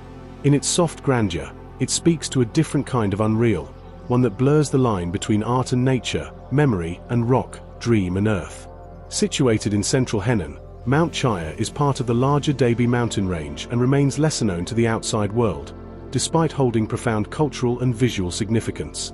What draws the discerning traveler here is not only the mountain's physical presence, but its deep intertwining with Chinese intellectual and literary traditions. In a land where mountains have often served as symbols of moral strength, spiritual enlightenment, and philosophical refuge, Chashan has long been a muse for scholars, poets, and monks who saw in its contours the embodiment of inner peace and natural harmony. The granite formations that define the mountain are not mere outcrops, they are living canvases. Over the centuries, poets and calligraphers carved verses, proverbs, and meditative lines into the rocks, using the mountainside as a tablet to express both reverence and reflection. These inscriptions, some weathered nearly to invisibility, others still sharp against the stone, capture a dialogue between human thought and the enduring face of nature. Here, a Tang dynasty poem invokes solitude in the pine winds. There, a Song calligrapher etches a Confucian maxim onto a cliff face, declaring the supremacy of virtue over ambition. The stone absorbs these words over time, becoming not just a backdrop but a participant in the passage of wisdom. The geography of Mount Chaya lends itself to this unique blend of aesthetics and introspection. Unlike sharper, more imposing peaks, Chaya's mountainscape undulates with a quiet rhythm. Rounded domes, massive granite boulders, and layered outcrops often appear to float above forests of pine and bamboo. Their weathered shapes resemble reclining sages, sleeping dragons, or abstract clouds, interpretations that have fed centuries of imagination. At sunrise or dusk, the mountain appears dipped in brushwork hues, pale gold, soft crimson, deep indigo. Mist often gathers at the mid-levels, creating an ethereal veil that completes the illusion of an ink scroll slowly unrolling through space and time. Many of the mountain's most notable rock formations have acquired names that reflect their suggestive shapes. Names like Immortal's Palm, Sleeping Phoenix, Heavenly Brushholder, and Reading Recluse. These poetic titles are more than descriptive. They are symbolic, continuing a tradition where naming the land is an act of poetic participation, a way to weave human meaning into the fabric of geological form. The mountain also features a number of small temples and hermitages, often perched on ledges or hidden within forested niches. Unlike the grand architectural statements of other sacred mountains, these structures are modest, intimate, and quietly weathered by centuries of wind and rain. One such site is the Jizushan Temple, a stone structure tucked between two boulders that barely clears the canopy. Inside, old incense burners sit beneath faded murals, and ancient wooden beams creak softly under the weight of years. Such temples are less places of organized ritual than of personal meditation, retreats for scholars, monks, or weary travelers seeking spiritual quietude. Seasonal changes bring shifting moods to Chashan. In spring, the mountain awakens with blossoms, peach and cherry trees bloom across its lower flanks, and wild herbs sprout between rocks. Summer's rains cause moss to thicken, painting the stone in shades of emerald. In autumn, red maple leaves swirl across stone steps, while cool breezes stir memories of ancient verses. Winter, though colder and harsher, reveals the bones of the mountain. Snow settles on granite domes like fine dust, and tree branches scratch poetic lines across a white sky. Though not widely promoted in modern tourist circuits, Mount Chaya remains beloved by artists and seekers of stillness. Painters often come here to sketch in solitude, drawn by the interplay of form and emptiness, mass and mist. Philosophers and students, too, find it a contemplative haven, a place where ideas seem to resonate with the rhythm of falling leaves and distant birdsong. There is a saying among some local calligraphers that the best scroll is the one already carved by the mountain. This sentiment captures the essence of Chaya, not as a place to dominate or even define, but as a space to listen, respond, and be moved. One particularly revered path winds around the peak known as Shukxingyan, or Longevity Star Rock. This trail, uneven and sometimes slippery, passes beneath towering boulders balanced impossibly on smaller ones, and alongside steep cliffs engraved with millennia-old inscriptions. At one point, the path narrows to a stone corridor just wide enough for one traveler at a time, flanked by pine trees bent like ancient backs. At the summit, there is no grand structure, only a large flat stone known locally as the Scholar's Pillow, where one can lie and gaze at the sky through pine needles swaying against the blue. The unreal quality of Mount Chaya does not come from scale or spectacle. It emerges from subtlety. The surreal lies in how the mountain blends seamlessly with centuries of thought and art, becoming not just a physical location, but a state of mind. It is a place where time feels suspended, where the present echoes with classical voices, and where the granite does not merely support life, it expresses it. In a country filled with dramatic natural wonders, Chaya's quiet elegance stands apart as a mountain that invites one not to witness, but to participate. To sit beneath its peaks is to feel the ink of history gently seep into the soul. Mount Beigu, known in Chinese as Beigushan, is not a towering peak in the traditional sense of China's famed sacred mountains, but its modest elevation belies a deep and resonant historical presence that reverberates through the ages. Situated in the city of Zhenjing, Jiangsu province, this mountain rises quietly from the banks of the mighty Yangtze River, offering commanding views of one of the world's most storied waterways. With its strategic location, cultural legacies, and poetic ambience, Mount Beigu is a place where history, literature, and landscape entwine so seamlessly that the real and the unreal become indistinguishable. It is a mountain where emperors once stood, where poets found their voice, and where ancient wars were decided not only by sword and fire but by rivers and time. At a height of just around 80 meters, Beigushan does not impress through altitude, but through presence. The name Beigu translates to North Solid, a reference to its firm stance on the northern bank of the Yangtze, anchoring the riverfront in a way both literal and symbolic. Despite its small physical footprint, the mountain has been a critical site in military strategy and cultural memory, especially during periods of great transformation such as the Three Kingdoms era, the Eastern Jin dynasty, and the Southern dynasties. Beigu is often described as the first mountain of the Yangtze, a title earned not through height but through its timeless watch over China's most important river. The mountain's significance is rooted deeply in the shifting power struggles of imperial China. Due to its location at the junction where the Grand Canal meets the Yangtze, Baigushan became a key defensive and observational post.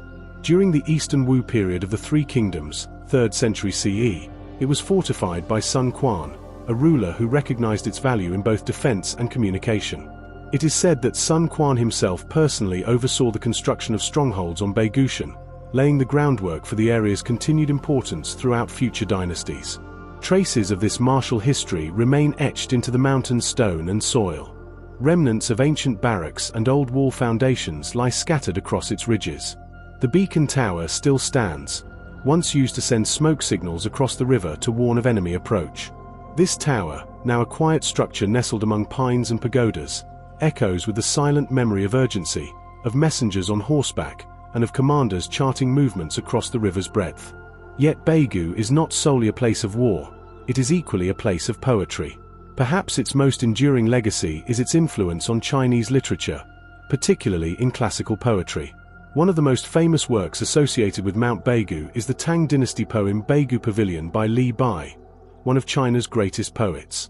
In that poem, Li Bai reflects upon the ruins of the old Wu kingdom and the ephemeral nature of power and glory. His verses, written as he stood on Beigu's summit, capture the melancholic beauty of history fading into legend. The old war's long ended, but the river flows still. The pines stand quiet, the pavilion leans into mist. Heroes' bones are buried beneath windblown grass, while lonely waters remember their name. Standing on the summit, it's easy to feel what Li Bai once felt. The Yangtze stretches endlessly into the distance, a moving silver ribbon beneath low-hanging clouds. On clear days, barges and ferries drift lazily across the current, but in the hush of early morning or twilight, the river takes on an otherworldly quality, a mirror of the sky, a conveyor of memory. The mountain seems to listen, holding secrets in its slopes, as if every breeze across the pines carries the sigh of a forgotten general or the voice of a scholar lost in reverie. Beigu Pavilion, the namesake structure immortalized in Li Bai's poem, still stands atop the mountain. Though rebuilt numerous times over the centuries, it retains the classic architectural style of Ming and Qing design: curved eaves, red pillars, and intricately carved wooden panels adorned with calligraphy. The pavilion functions as both a viewing platform and a sanctuary of thought. Visitors step inside and are surrounded by engraved stone tablets bearing poems and inscriptions that span dynasties, forming a gallery of China's intellectual and spiritual history. Beneath the pavilion, paths lead to secluded spots among rock gardens and old cypress trees, creating quiet corners for contemplation. Scattered around the mountain are other historic relics that deepen the site's cultural resonance. One such place is the Ganlu Temple, originally built during the Eastern Jin dynasty. Though small and modest in structure, this Buddhist temple is rich with legend. It is closely tied to the tragic tale of Princess Ganlu, a story from the romance of the Three Kingdoms, where love, betrayal, and loyalty converge in dramatic fashion. The temple's courtyards, shaded by ancient trees, exude an air of solemnity, as if absorbing the countless prayers and whispered hopes that have passed through its gates over the centuries. As one ascends or descends the stone-paved paths of Baigushan, there is a palpable sense of continuity, not just of geological time, but of cultural accumulation. The mountain is layered like a palimpsest, dynasties upon dynasties, poems upon poems, stories upon stories. Each footstep seems to echo those of thousands before, from emperors and monks to rebels and artists. In that way, Beigu becomes more than a mountain, it becomes a vessel of living memory. Seasonal changes accentuate its magic. In spring, cherry blossoms and wild azaleas dust the slopes in color, their petals carried on breezes down to the Yangtze's surface. Summer brings lush greenery and the smell of rain-soaked earth, while autumn paints the trees in gold and russet, a perfect frame for the fading daylight. Winter reveals the mountain's bone, bare branches, dark rocks, and the soft hush of snowflakes drifting down onto the ancient steppes. But perhaps the most unreal element of Mount Beigu is the way it collapses time. Here, standing above the river, surrounded by relics and ruins, the modern world feels impossibly distant. Ships move through the Yangtze's channel, cell phones flicker in the hands of tourists, yet the air is thick with centuries. The place breathes differently. The granite ledges and wind-carved pines are not just scenery, they are participants in a long dialogue between land and legacy. In China, where so many mountains are worshipped as embodiments of divine order or imperial power, Baigushan stands apart as a mountain of memory, a place where history, literature, philosophy, and topography coalesce into a quiet, haunting unity. It is unreal not because it escapes reality, but because it holds so much of it in such a small space. Few places so perfectly embody the phrase, "The mountain is small, but the story is vast." Mount Shilin, or Xilingshan, lies in the western suburbs of Chengdu, Sichuan province, rising from the Sichuan Basin into the snowy reaches of the Qionglai Mountains. Though often associated today with modern recreational pleasures such as skiing and mountaineering, Shilin is far more than a seasonal destination. It is a remarkable intersection of alpine wonder, ecological richness, and poetic heritage, where the ancient and the contemporary meet under the snow-heavy branches of fir trees and the sharp call of mountain wind. Known officially as Shilin Snow Mountain, this peak and its surrounding range offer a landscape so surreal it almost defies geographic logic, combining steep cliffs, pine-shadowed slopes, icy waterfalls, and panoramic views of the Himalayan foothills in one seamless, unreal composition. Shilin is named after the Great Shilin, the main summit of the massif, but the area more broadly refers to a large mountainous region that stretches across Dai County. Its highest peak, Daxwatang, reaches a dramatic 5,364 meters, 17,598 feet, towering over the surrounding terrain with all the solemnity and silence of a glacial deity. From its slopes, one can glimpse the distant snow caps of the Gomgar Range to the west and the meandering lowlands of Sichuan to the east, a juxtaposition of highland severity and basin fertility that defines much of western China's topography. Shiling's modern fame is largely due to the Shilin Snow Mountain Resort, one of the most developed and accessible ski resorts in southern China. In winter, it draws thousands of visitors from Chengdu and beyond, all seeking the experience of gliding over powdery slopes under cerulean skies. Yet the unreality of Shilin lies not merely in its capacity to offer skiing in a region better known for spicy food and humid lowlands. It is in the overwhelming sensory palette the mountain provides, where every turn unveils a new visual or atmospheric surprise. One moment, visitors are surrounded by frosted pines whispering beneath a heavy sky, and the next, a break in the trees reveals sheer cliffs iced over with frozen mist or an ancient ridge bathed in gold as the sun breaks through storm clouds. But long before skis carved trails into its flanks, Shilin was a place of solitude, spirituality, and poetry. It is famously associated with the Tang dynasty poet Du Fu, one of China's most revered literary figures. After fleeing the chaos of war, Du Fu settled for a time in Chengdu, where he wrote many of his most famous verses. From his humble cottage on the edge of the city, now preserved as Du Fu's thatched cottage museum, he would have seen the distant, snow-cloaked summits of Shilin. In one of his poems, he wrote, "From my window, I see Shiling's eternal snow. Before my door, ships from distant Wu are moored." These lines capture a duality that defines the unreal essence of Shilin, its vastness and serenity, its snow unmoved by time, contrasted with the ever-changing flow of the Yangtze and the restlessness of civilization. The eternal snow Du Fu saw still blankets the peaks today, lending the mountain a near-mythical constancy amid a world in flux. Ecologically, Shilin is astonishingly diverse. The altitudinal range, from around 1,200 meters at the lower forests to over 5,000 meters at the icy ridges, allows for an incredible variation in flora and fauna. Lower elevations host dense evergreen forests of spruce, fir, and pine, interspersed with bamboo groves that echo with the sounds of pheasants and monkeys. Mid-elevations transform into mixed forests of deciduous trees that blaze with color in the autumn, while the upper reaches are dominated by alpine meadows, dwarf shrubs, and barren, wind-scoured rock. Snow leopards are rumored to prowl the higher altitudes, while golden pheasants flash their fiery plumage in the mists of the lower valleys. The presence of hot springs near the base of the mountain adds another surreal element to the experience. After a day traversing snowy trails or hiking through dewy pine forests, visitors can descend to natural thermal pools tucked into mountain ravines, their steaming waters scented with minerals and overhung with moss-covered boulders. This combination, fire beneath ice, heat within the cold, is emblematic of Shiling's contrasts and its dreamlike quality. In spring and summer, Shilin sheds its icy cloak and reveals yet another face, a land of green plateaus, cloud sea vistas, and cliffside waterfalls that plunge like silver ribbons into misty canyons. The air is thick with the fragrance of rhododendrons and wild herbs, and the trails, formerly ski routes, are alive with hikers, photographers, and pilgrims drawn to the mountain's beauty.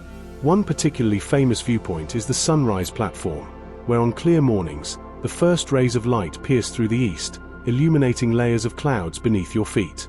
In these moments, the world seems inverted: sky below, fire above, and the mountain in between, quietly enduring. Cultural artifacts are scattered throughout the Shibing range, though they are not as prominent or concentrated as in more historically famous mountains like Meili or Guangdong. Still, shrines, stone inscriptions, and old mountain paths hint at centuries of human reverence. Taoist hermits and Buddhist monks have long retreated into these elevations, finding in Shibing's unpredictable weather and demanding terrain the ideal conditions for solitude and transcendence. Some caves contain carvings and offerings barely discernible among the moss, left by anonymous travelers whose spiritual ambitions were etched not in records but in rock. Local folklore speaks of snow spirits that inhabit the upper ridges of the range, spirits that ride the clouds and whisper warnings before storms. Elders in surrounding villages recount tales of travelers lost in sudden blizzards, only to be guided down by mysterious lights or voices. These stories may be born of imagination or memory, but they add to the mountain's aura, reinforcing the idea that Shibing is not just a geological formation. It is a place that feels sentient, responsive, even enchanted. The unreality of Mount Shibing is not in any single feature, but in its entirety. It is a mountain of transformations, season to season, hour to hour, slope to slope. It wears many faces: the poet's muse, the skier's playground, the hiker's challenge, the hermit's refuge, and the photographer's dream. One can visit multiple times and encounter a different world on each occasion. A snow-laced cathedral of silence one day, a green lantern forest of thunderclouds the next. That it exists just a short drive from the bustling city of Chengdu only amplifies its dreamlike allure. To stand on its summit and gaze across a horizon unbroken by buildings, to hear nothing but wind and bird call, to watch clouds drift beneath your feet as you sip hot tea brewed in a mountaintop lodge. These are not just pleasures, they are portals into a quieter, more elemental China. A China where nature still rules with poetry, where mountain spirits are not metaphor but memory, and where snow falls not just as weather, but as time made visible. Mount Pansha, or Panshishan, nestled quietly within the rugged folds of northern Hebei province, may not boast the grand elevation of the Himalayas or the mystic reverence of China's most sacred peaks, but what it lacks in scale, it more than makes up for in atmosphere, mystery, and a strange, almost painterly beauty. The name Pansha literally translates to rock plate mountain, a poetic hint at the very essence of this place, where colossal slabs of reddish sandstone, etched by wind and time, lie scattered like a ruined puzzle assembled by the earth itself. What emerges is a landscape of natural sculpture and forgotten history, where every boulder feels like a relic and every path a secret. This is not a mountain of epic drama, but of quiet surrealism, a dream carved in stone. The geography of Mount Pansha is unmistakable. Unlike the typical granite faces that define much of eastern China's mountainous terrain, Pansha's dominant geological character is sandstone, a deep rust-red hue that glows warm at sunrise and turns a dusky purple under twilight shadows. The mountain's main ridge curves like a spine, broken in places by sheer cliffs, overhangs, and isolated stone stacks that rise abruptly from the ground like guardians in a weather-beaten temple. These formations, some naturally shaped into the likeness of animals or human faces, have inspired generations of local legends and have become central to the mountain's identity. There's one formation shaped uncannily like a crouching lion watching the plains, and another nicknamed the Dragon's Brow for its undulating, scaled appearance. The area is dotted with trails, some ancient, others recently reinforced for modern hikers, that weave among these red outcrops and climb toward the summit. Vegetation here is sparse in parts but verdant in others, with hardy shrubs and dwarf pines clinging to cracks in the rock. Seasonal wildflowers sometimes bloom in surprising places, their colors stark against the iron-rich earth. In early autumn, the entire slope bursts into a palette of amber and crimson, a lesser-known rival to the more famous fall scenes of Jiataigaga or Yuelu. But what truly elevates Mount Pansha beyond the visual is its profound historical weight. Hidden amid the upper ridges and nestled into some of the natural rock platforms are the remains of an ancient fortress, once part of a northern defensive network during the feudal ages.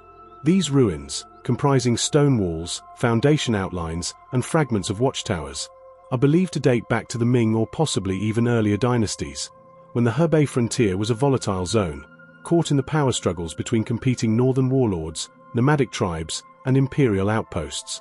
The old stones, weathered nearly to anonymity, still suggest how the mountain was once a sentinel, its commanding view of the surrounding plains ideal for early warnings and military oversight.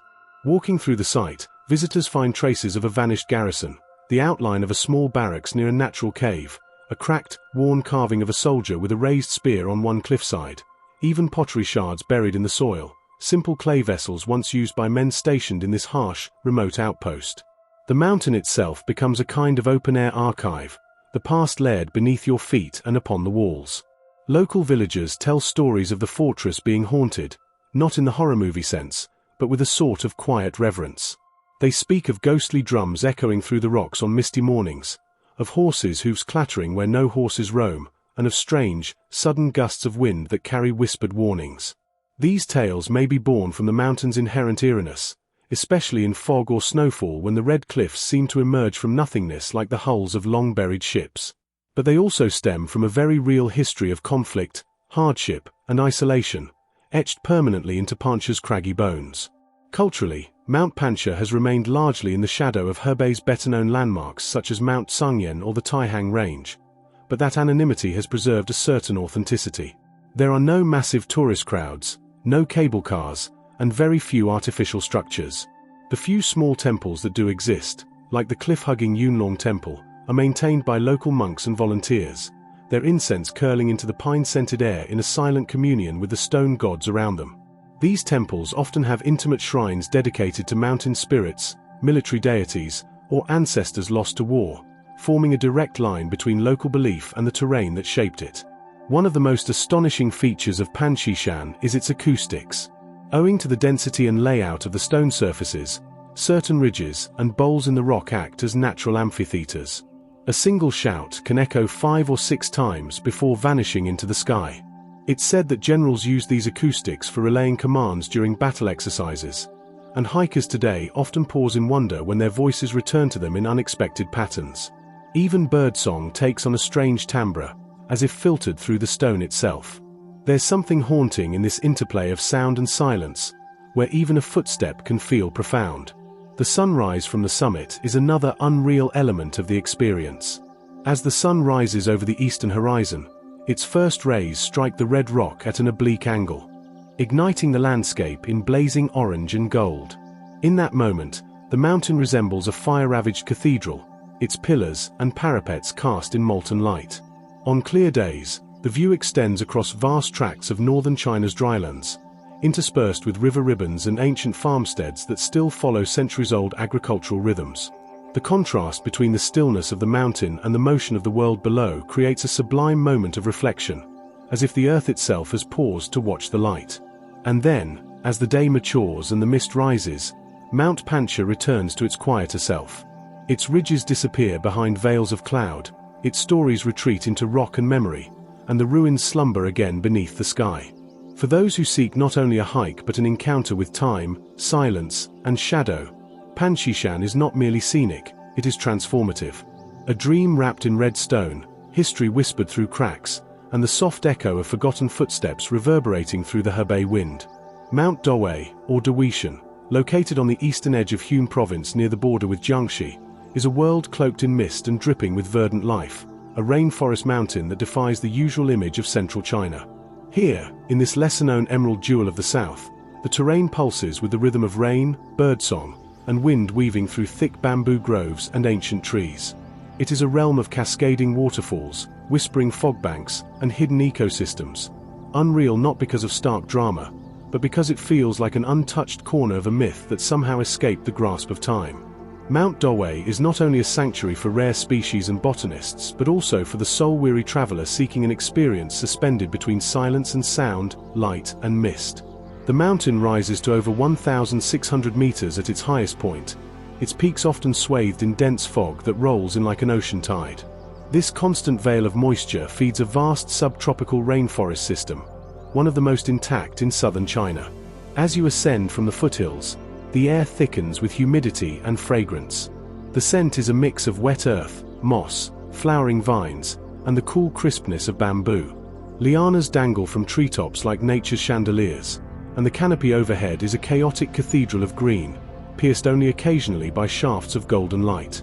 The rainforest is alive at all hours, with cicadas pulsing in the heat, frogs croaking rhythmically from unseen pools, and birds releasing melodic trills that echo faintly through the fog.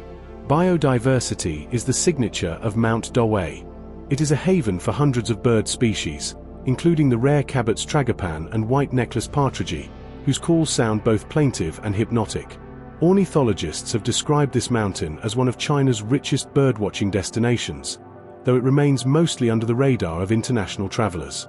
The lower slopes are thick with bamboo forests, graceful, rustling, and interspersed with wild tea bushes, orchids, and the occasional camellia that blooms in bursts of red and pink.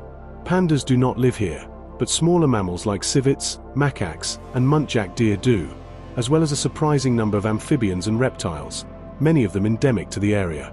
The bamboo itself is a marvel, not just biologically, but culturally. In the quiet heart of Jizushan, artisans from nearby villages still make traditional bamboo flutes and baskets from stalks harvested in accordance with ancient lunar cycles. Bamboo groves are seen as spiritual places, filled with balance and symbolism.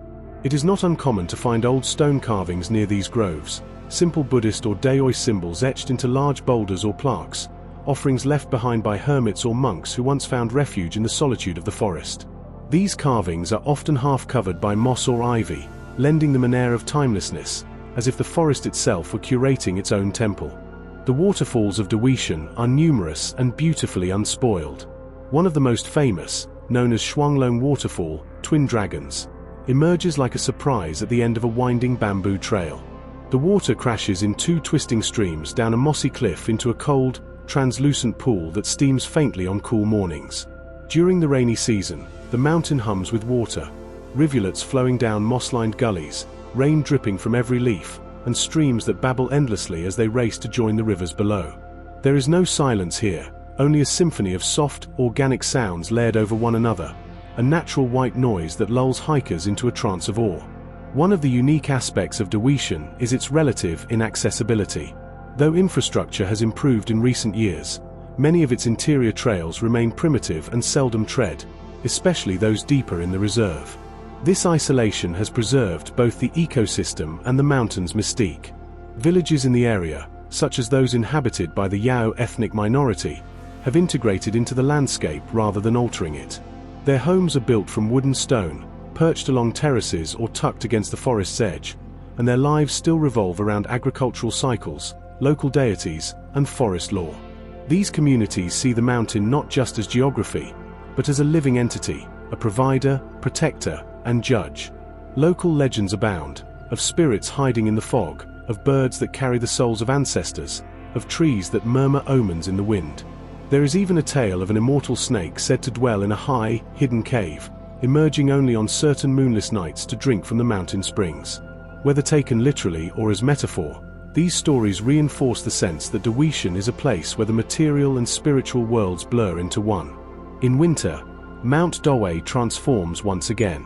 Snow dusts the upper slopes, clinging to bamboo fronds and conifer branches in delicate filigree. The contrast between white snow and green undergrowth creates an otherworldly atmosphere, like a painting brought to life. The fog remains, of course, but it becomes quieter, heavier, almost reverent. Few visitors come during this season, and those who do often report feeling as if they had wandered into a forgotten land, or perhaps a mountain that exists outside of time altogether. The cultural legacy of Mount Dowei includes tea, too. Though not as famous as Mengding or Wuyi, tea grown on the lower terraces of Jizushan is prized by connoisseurs for its clarity and subtle floral notes. Some of these plantations still follow ancient harvesting traditions, picking leaves by hand and drying them using sun heat methods passed down for generations. A cup of tea here, sipped beside a steaming mountain spring, tastes not just of Camellia sinensis, but of rain, soil, wind, and quietude. Modern development has threatened many rainforest ecosystems across southern China, but Jizushan has remained relatively intact due to its designation as a nature reserve and the efforts of local conservation groups. A growing number of ecotourists and scientific researchers have begun to explore its depths, not with loud tours or paved roads, but with careful footsteps and reverence for the wild. Even then, the mountain seems to withhold its full self. It does not offer grandeur in broad, cinematic strokes, but in small moments. The sudden call of a bird from a misty perch, the soft splash of water against moss, the shifting light through a bamboo canopy. To stand on Mount Dowei is to step into a world tuned to a quieter frequency. It asks you to slow down, to observe, to listen. It's not a mountain that demands admiration. It earns it, slowly and deeply, like rain, seeping into stone. And when you leave, it lingers, not just in memory, but in your lungs, your ears, your skin, like the scent of damp earth that clings after a storm. Mount Delu, or the Delushan Range, stretches in a vast, undulating arc across the transitional frontier between northern Guizhou and the southeastern reaches of Sichuan. A massive karstic landform that doesn't present itself as a singular mountain, but rather as a sprawling and rhythmic succession of green ridgelines, limestone outcrops, and forested peaks that ripple across the highlands like frozen waves. The Delu Mountains are not as internationally recognized as the karst pinnacles of Guilin or the dramatic cliffs of Zhangjiajie, but they are arguably more authentic in their untouched expanse and rural immersion. They are a range where geology and human history have long intertwined, where every bend in the slope carries whispers of ethnic traditions, revolutionary struggles, and the relentless forces of erosion that carved deep into the heart of the earth. Unlike other karst landscapes marked by iconic vertical towers, Delushan's karstism is broader and more subtle, expressing itself in massive plateaus interspersed with sinkholes, underground rivers, and vertical cliffs hidden within the folds of the terrain. The landscape's appearance shifts with elevation. The lower slopes are dotted with rice terraces and villages, where smoke curls lazily from earthen chimneys, and elders sit outside weaving straw mats or mending baskets. As one climbs higher, the vegetation becomes thicker, scrub gives way to forests, pines transition into broadleaf species, and vines snake their way across gnarled trunks. The terrain starts to twist and fracture into steep ridges, shadowed gullies, and sudden cliffs veiled in mist. Many of these cliffs are covered in moss and ferns, their moist surfaces dripping from hidden springs that ooze from porous limestone like water from ancient veins. This karst range is defined by its deeply folded, weathered limestone geology, shaped over millions of years by tectonic upheaval and water's slow but relentless carving. The porous rocks are riddled with caves, some small and hidden, others enormous and cathedral-like, their interiors decorated with stalactites, columns, and underground streams that roar through darkness before emerging as cold, clear springs far down the slopes. In some caves, prehistoric relics and bones have been discovered, hinting that this range has been inhabited or revered since deep antiquity. Several caves still bear the soot-stained marks of early humans who once used them as shelter, their silhouettes visible in the flicker of a torchlight today. While the geology draws scientists and spelunkers, the Delushan Range is also rich in cultural heritage, home to numerous ethnic minority groups such as the Miao, Tujia, and Yi peoples. These communities have lived in harmony with the mountains for centuries, developing a lifestyle that reflects the rhythms and contours of the land. Wooden stilt houses perch along ridgelines, terraced fields cascade down valley walls like green staircases, and footpaths, sometimes carved directly into the cliff face, form the arteries of a human geography as complex and beautiful as the stone beneath it. In spring, the slopes burst into color with azaleas and rhododendrons, their blossoms lighting up the highlands in red, pink, and violet flames. Summer brings thick fogs that settle in the valleys, a silver sea that leaves only the highest ridges exposed like islands in the sky. Autumn is the most striking season here. The karst ridges, draped in forests of oak and maple, turn into waves of gold and crimson, contrasting vividly with the grey bones of exposed limestone. In winter, frost touches the peaks, and in some years, snow dusts the higher ridges, a rare and magical sight that transforms the terrain into a rugged wonderland of stone and silence. The Delu Mountains also hold historical importance. During the Long March in the 1930s, parts of this range were traversed by Red Army forces. Old revolutionary sites still dot the region, with modest monuments marking key crossings and encampments. In small villages, elders still recount tales of soldiers resting in caves, or of villagers providing shelter to guerrilla fighters. Unlike the grand commemorative plazas in more accessible locations, these memorials are understated, part of the landscape rather than imposed upon it. A rusted sign here, a red star carved into rock there.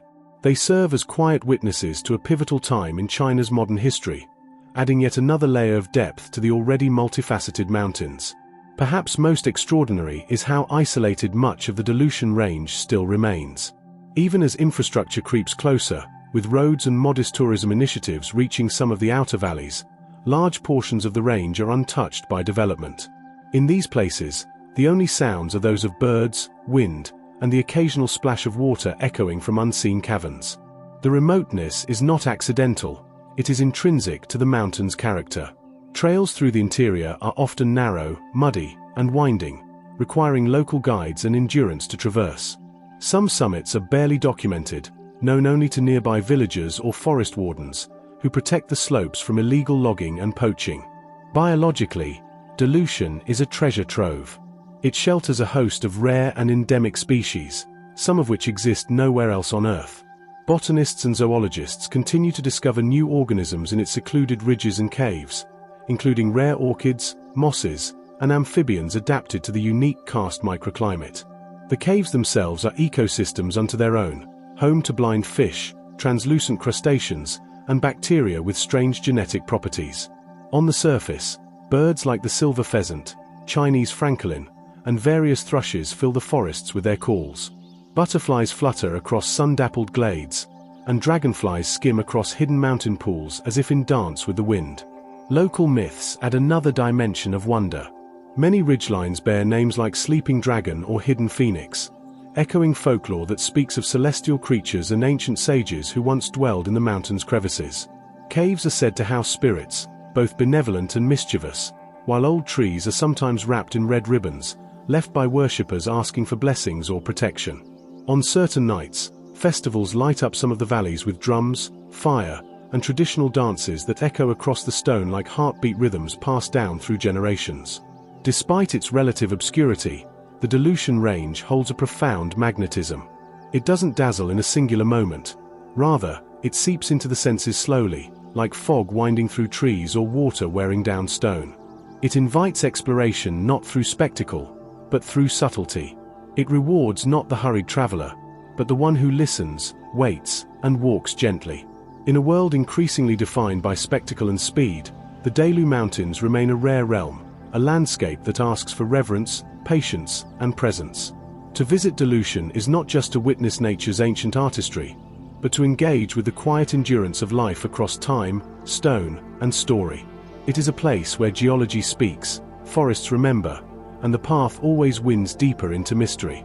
Mount Ziwiling, or Ziwiling-shan, emerges not as a solitary peak but as a sprawling mountain system draped over the Lurs highlands of northern Shaanxi province. Part of the Ordos Plateau's northeastern rim, this rugged and history-laden range extends like a dragon's spine across the heartland of China's revolutionary memory and ancient ecological corridors. It is a place where geography, soil, forest, and legacy merge to produce an atmosphere both earthy and monumental, where Lurs cliffs crumble gently underfoot while the past looms like the forest canopy above. Ziwiling is different from the dramatic granite cliffs of the south or the snow-capped spires of the west. It is softer in outline, shaped by eons of wind-blown Lurs deposits, fine silt carried from desert margins and deposited layer upon layer until entire ridges of soft, porous hills took form. These hills are yellowish-brown, deep and dusty, yet incredibly fertile when covered by vegetation. What makes Mount Ziwiling remarkable is that these Lurs-covered slopes are largely cloaked in natural forests, dense, ancient, and mostly undisturbed, offering a contrast that is both visual and symbolic. The softness of Lurs soil meets the resilience of towering trees, just as the ephemeral nature of political struggle met the enduring truths of nature here. Ziwiling's forest cover is among the largest natural woodland areas in all of northern China. It serves as a critical ecological barrier in a region where desertification constantly threatens to creep southward. These forests are home to an impressive diversity of flora and fauna. Oak, birch, hornbeam, and pine trees dominate the slopes, with an understory rich in shrubs, mosses, and flowering herbs. Animals such as wild boars, red foxes, hares, and even elusive leopard cats prowl the quieter parts of the range. Birdsong fills the air throughout spring and summer, with species like the Chinese wamai, white-browed laughing thrush, and hoopoe echoing through the branches. Yet, for all its natural beauty, Mount Ziwiling is perhaps most indelibly etched into China's collective memory for its central role during the Chinese Communist Party's Long March and its subsequent revolutionary period in the 1930s and 1940s. After the arduous long march, a tactical retreat spanning thousands of kilometers across hostile terrain, Mao Zedong and his comrades arrived in Yunnan, nestled just southwest of the Ziwuling range. From here, the surrounding mountains, including Ziwuling, became strongholds and sanctuaries for communist guerrilla forces, providing shelter, strategic vantage points, and concealment from Kuomintang forces and later Japanese invaders. Ziwuling's soft earth gave rise to yardongs, traditional cave dwellings dug directly into the Lurs hillsides. These semi-underground homes, naturally insulated against both the harsh winter cold and summer heat, became the base of daily life for thousands of revolutionaries.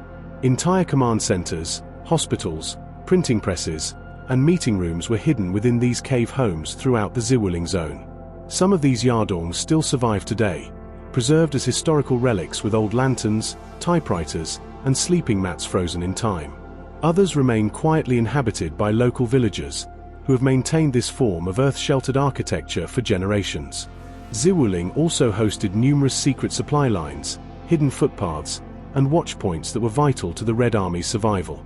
The dense forest canopy shielded movement, while elevated ridges offered wide surveillance of the valleys below.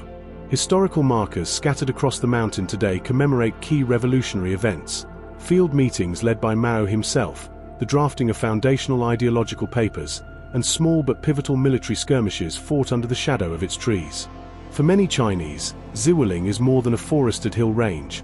It is a cradle of modern China's revolutionary rebirth, a landscape where history was not only witnessed but made.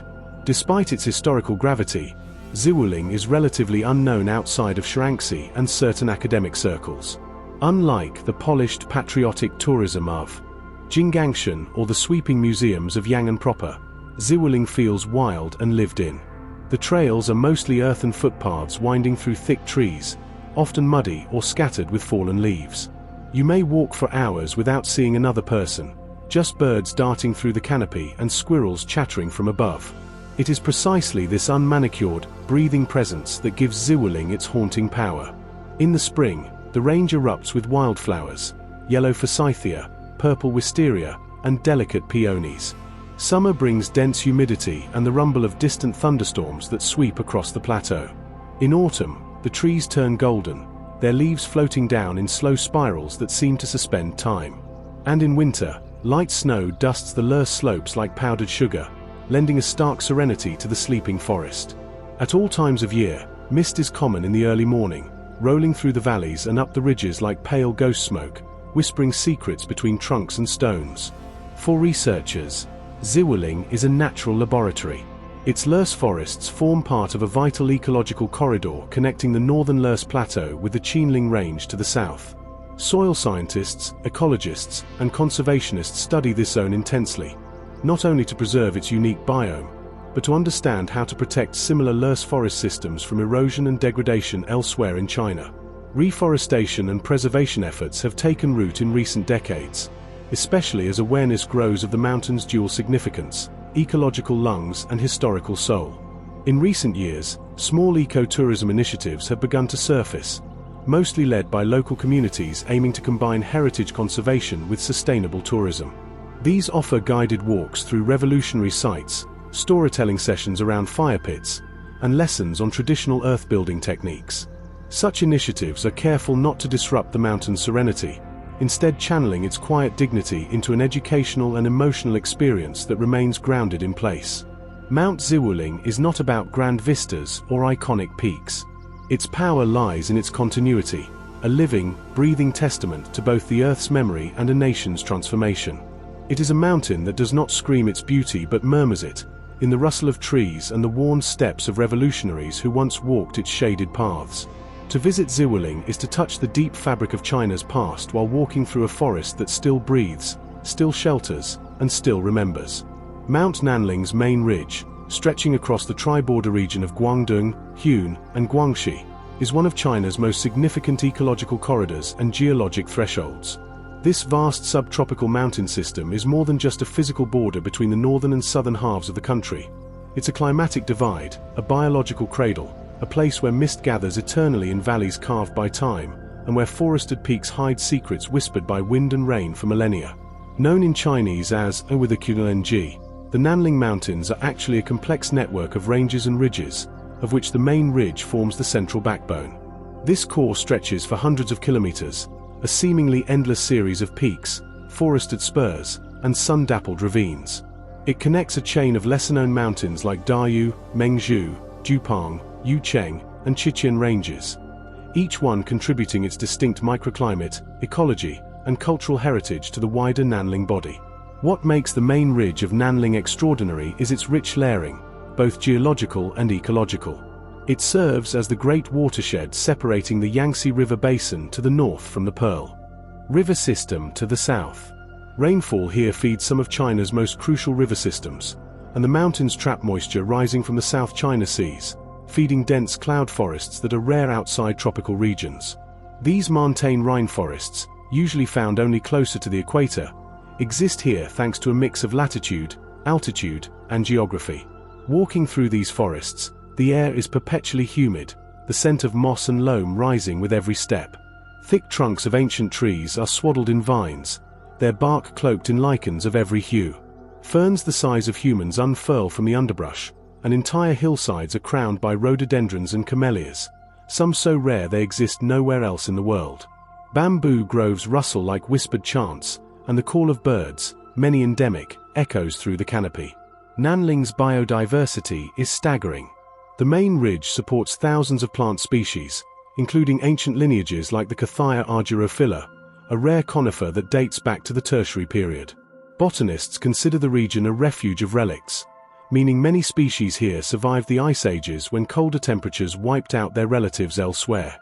Wildlife is equally impressive. Golden pheasants, clouded leopards, pangolins, and black muntjacs still roam the deeper forests. In some areas, elusive primates such as white-headed langurs and macaques leap between ancient tree limbs, maintaining social networks that have likely existed since before recorded history.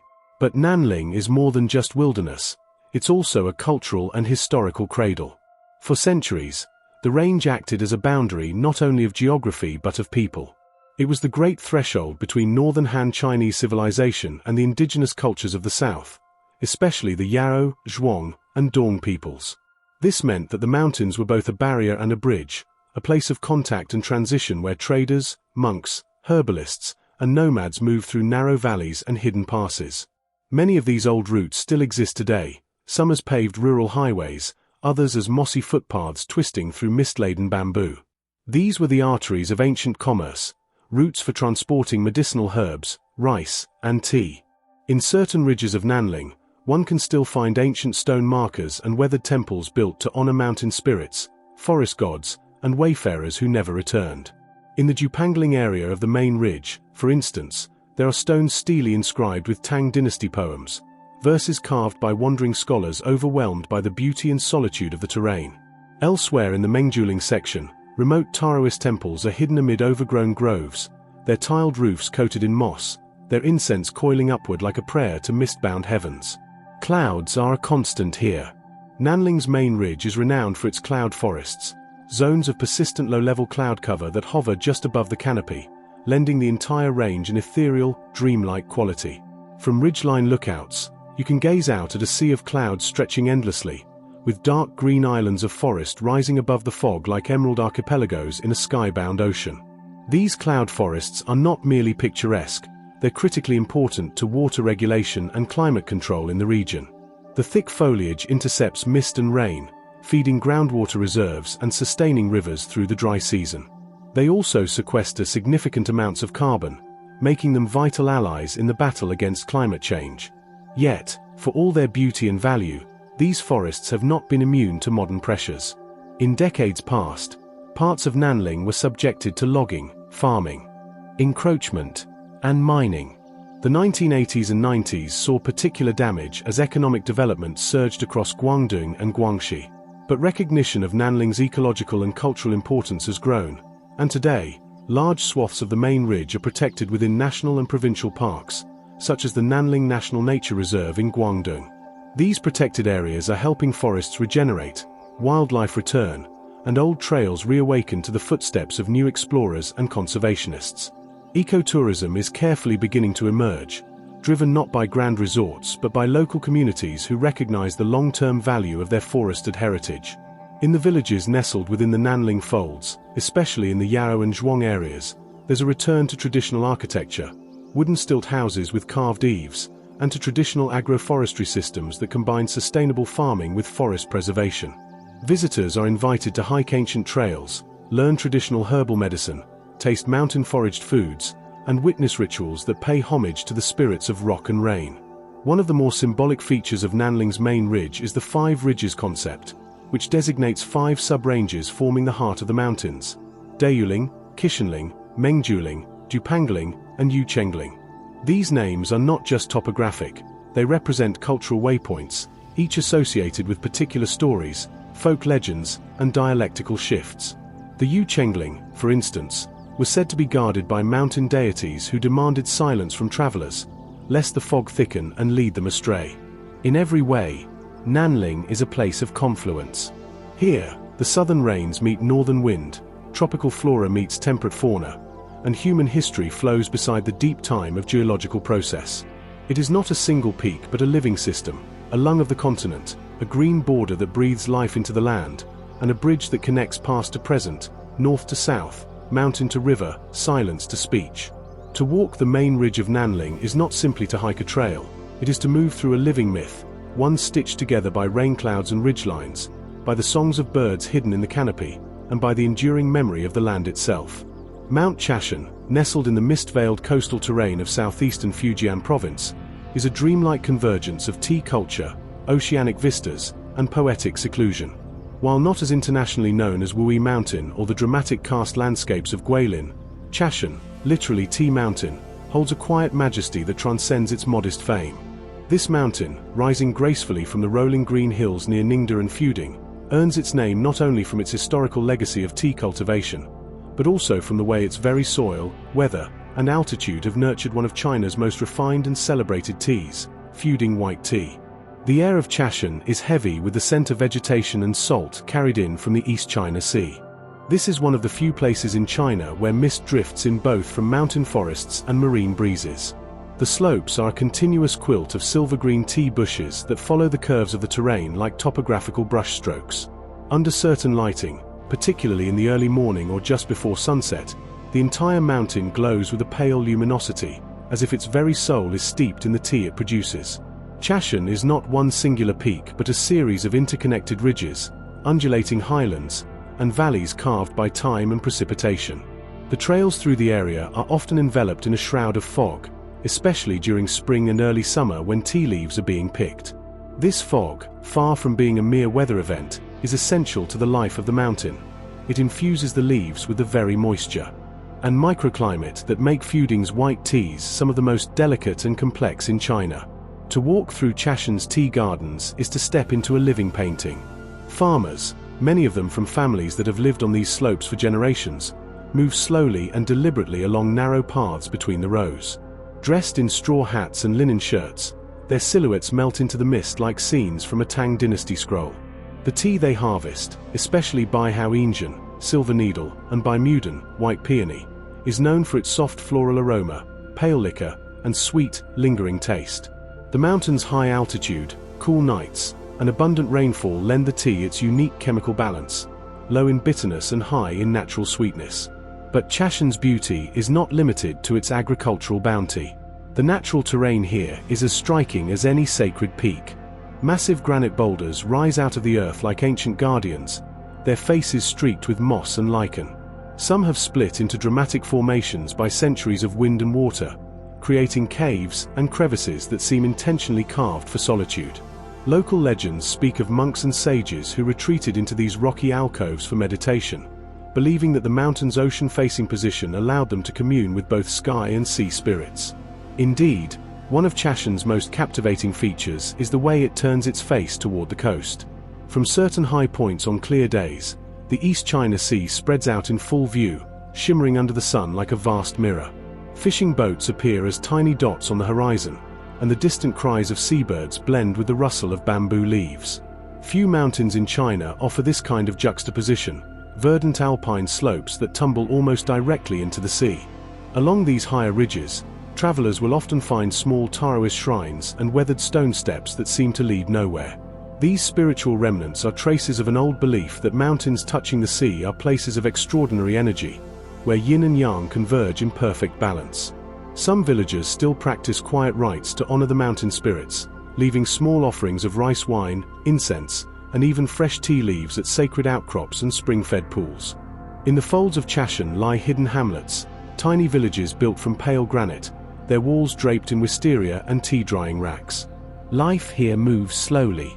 Children help pick tea during harvest seasons. Elderly farmers still use wooden presses and bamboo trays for processing. And entire families gather around wood stoves for evening meals that often include mountain herbs, sea fish, and handmade tofu. It's a life that balances between labor and serenity, and one that has preserved techniques and stories dating back centuries. As climate change and modernity encroach, Chashan remains a bastion of ecological harmony. Tea growers in the region have, in recent years, shifted toward organic and sustainable methods, understanding that the quality of their tea is inseparable from the health of their environment. Terraces are carefully maintained to prevent soil erosion. Forests are left untouched to protect native species like macaques, civets, and even rare birds such as the Chinese bamboo partridge. The mist, the soil, the bees, and butterflies.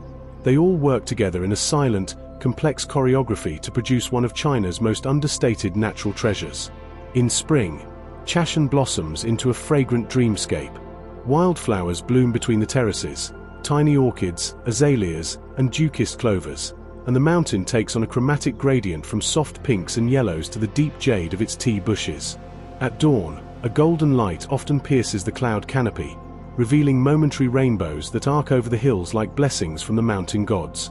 Local poets have long written of this ephemeral beauty, of how even a single hour on Chashan can feel like a lifetime lived in peace. While its fame may not rival the tourist-heavy mountains like Huangshan or Meili, Mount Chashan's charm lies precisely in its subtlety. It does not boast grandeur or height but whispers of harmony, tradition, and quiet abundance. It is a place where every leaf tells a story, where every breath of mist feels sacred, and where the bond between people and land has never been severed. For travelers willing to take the narrow mountain roads and follow the twisting trails, Chashan offers not just a destination, but a rare state of mind, a sanctuary where sky and sea embrace green hills, and where silence speaks louder than any crowd. This video is for educational or entertainment purposes only, and information provided in the video may be incorrect. If you enjoyed the video, consider subscribing to the channel and like the video.